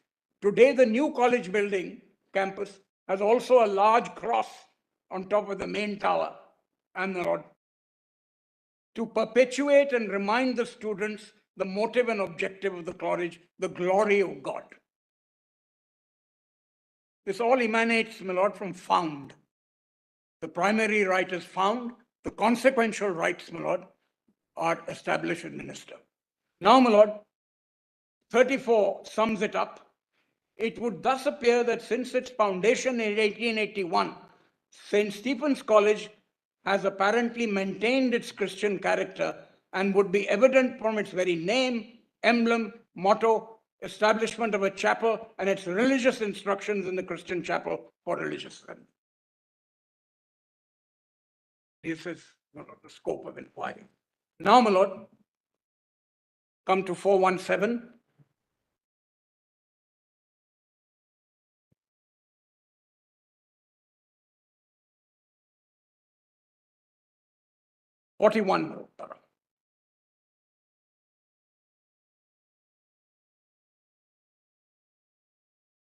It was contended that St. Stephen's College, after being affiliated to the Delhi University, had lost its minority character. In other words, when you come under statute under the Delhi Act of 1922, do you lose your character? But that's the statutory provision. Then it says the argument was based on some provisions of the Delhi University Act and the ordinance made thereunder. It was said that the students are admitted to the university and not to the college as such, but we find no substance in this contention. In the first place, it may be stated that the state or any instrumentality of the state cannot deprive the character of an institution founded by a minority community by compulsory affiliation, since Article 31 is a special right of minorities to establish educational institutions of their choice. The minority institution has a distinct identity, and the right to administer with continuance of this identity cannot be denied by coercive action. Any such coercive action would be void, being contrary to the constitutional guarantee. The right to administer is the right to conduct and manage the affairs of the institution. This right is exercised by a body of persons in whom the founders have faith and confidence. Such a management body cannot be displaced or reorganized if the right to be recognized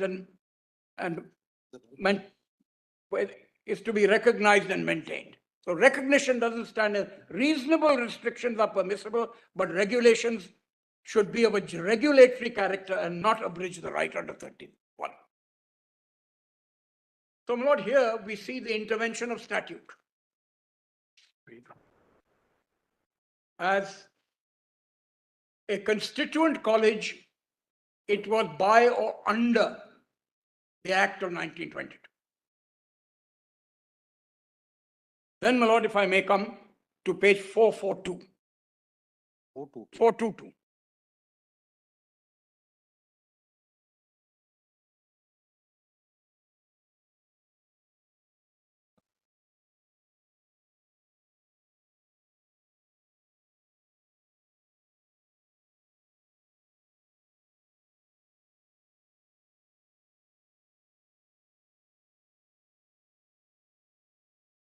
Para 54. The minorities were I'm sorry, my lord, I didn't realize your lordship was conferring. The minorities, whether based on religion or language, had the right to establish and administer educational institutions of their choice. The administration of educational institutions of their choice under Article 30 means management of the affairs of the institution. This Management must be free from control so that the founders and others, nominees, can mold the institution as they think fit, and in accordance with their ideas, how the interests of the rest of the community and the institution in particular will be served.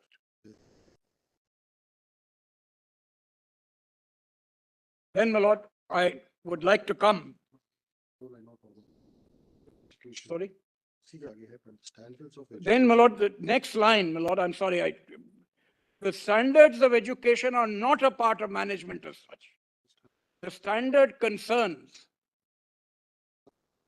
of the body politic is governed by considerations of the advancement of the country and its people. Such regulations that do not bear directly on the management, or they may indirectly affect it. The state, therefore, has a right to regulate the standard of education and allied matters.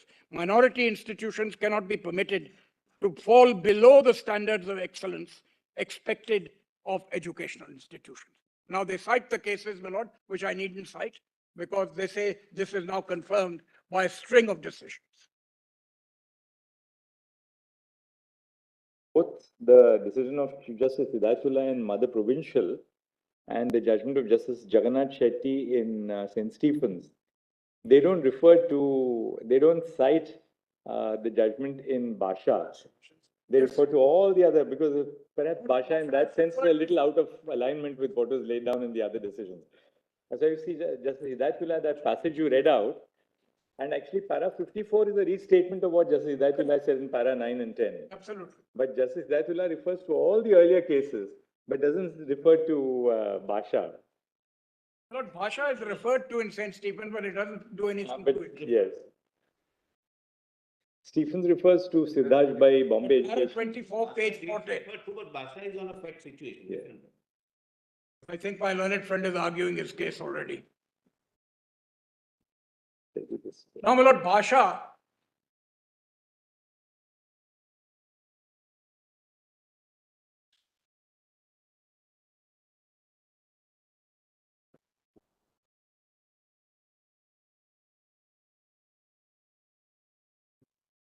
Now, my lord, kindly just turn to 410.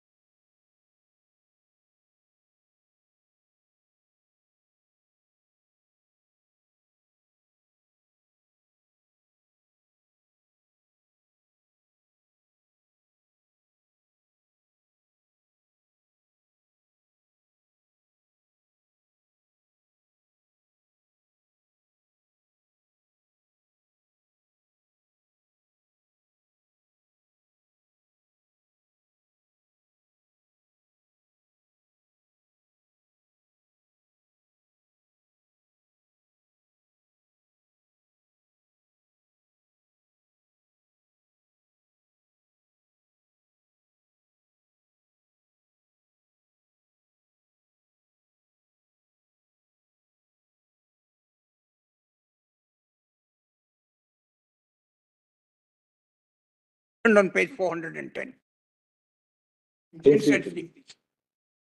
It mentions it in para 24.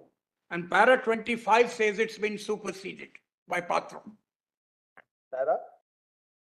My lord, para 24 on page 410.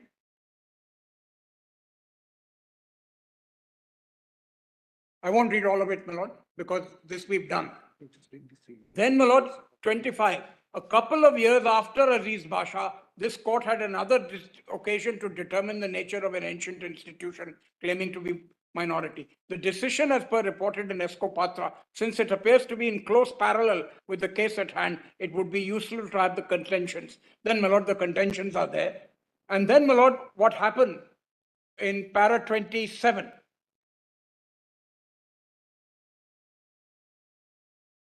On appeal, the judgment of the High Court was reversed by this court mainly on two grounds. That's at page 411. The High Court did not pay sufficient attention to that part of the evidence supplied by the petitioners, which was sufficient to justify the claim that local citizens had participated in the establishment and the school in question. Indian citizenship not being a condition of the application of Article 30, the protection thereunder could not be denied on this basis. So, my lord, here we have a clear statement that if you take Patro into account, you have to look at the evidence. And this court reversed it on that basis. Now, my lord, back to 424.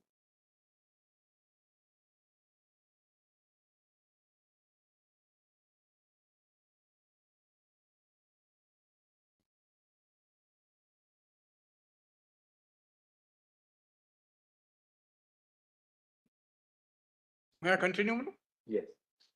Page 424.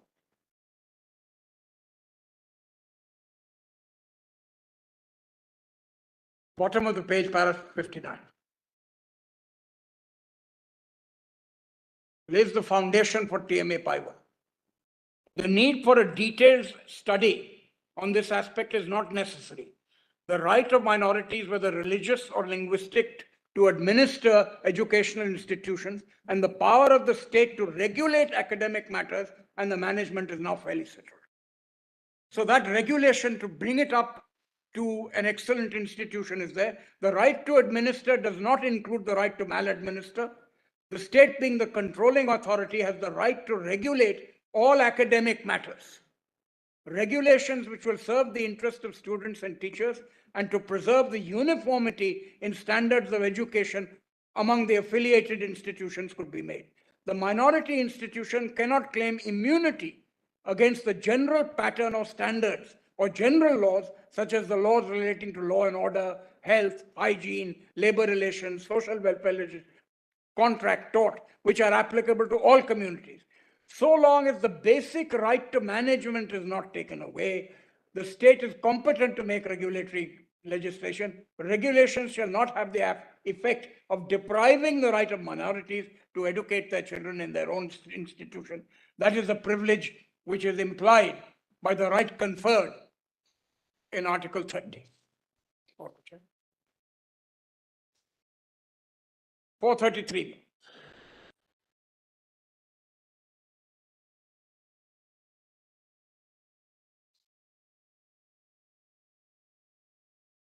Now, Lord, 433, para 80.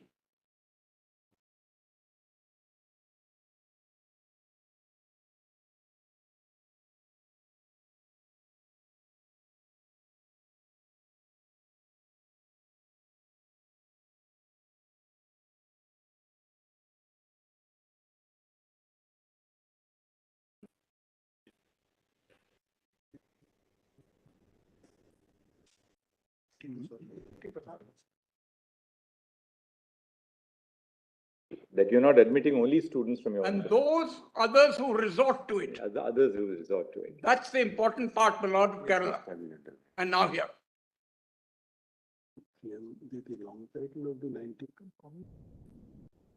Otherwise, what will happen, my Lord? It will become a communal institution. We don't want that. It's a kind of protection, my Lord, And I've said in St. Xavier's, it is needed there to avoid discrimination against the minorities. I won't go through St. Xavier's, my lord. It's a very long decision. Now, my lord, kindly come to 80, my lord. Broadly speaking, 80 says, reiterates Kerala Education Bill. Right. And therefore, my lord, now come to 88, my lord. Am I done? I have, my lord, just two more quotations from St. Stephen's, which if your lordship will indulge me, when nearly at 4 o'clock I will read and do TMA by tomorrow.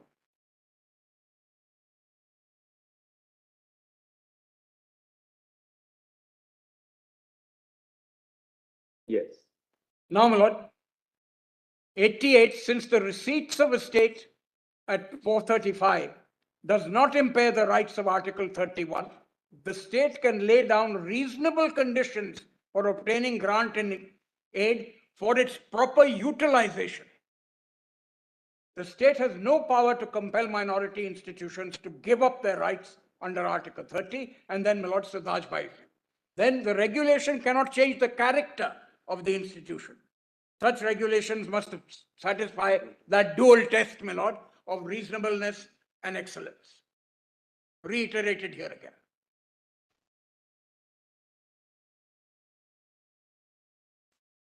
Last time.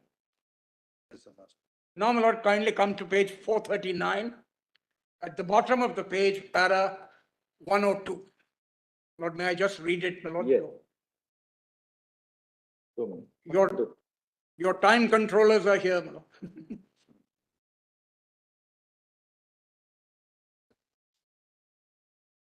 Yes. In the light of all these principles and factors, and in view of the importance the Constitution attaches to protective measures to minorities under Article 31, the minority-aided institutions are entitled to prefer their community candidates to maintain the minority character of the institution, subject, of course, to conformity with the university standard. The state may regulate the intake in this category and due regard to the need of the community in the area which the institution is intended to serve. But in no case shall an institution exceed 50%.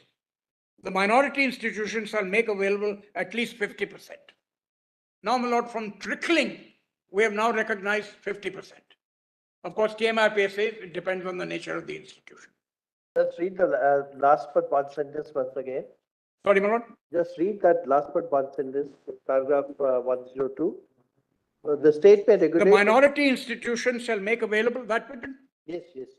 At least 50% of the annual admissions to members of communities other than the minority community. The admission of such minority community candidates shall be done perfectly on the basis of merit. Of course, in St. Stephen's, they said you can do an interview, which was crucial. Delhi University said you can't do an interview. And although it was a Yes. it is. So please don't comment upon it. So, my lord, I will stop here if I may. And thank your lordship for your gracious acceptance of my taking the chair. We'll reassemble tomorrow morning. Thank you.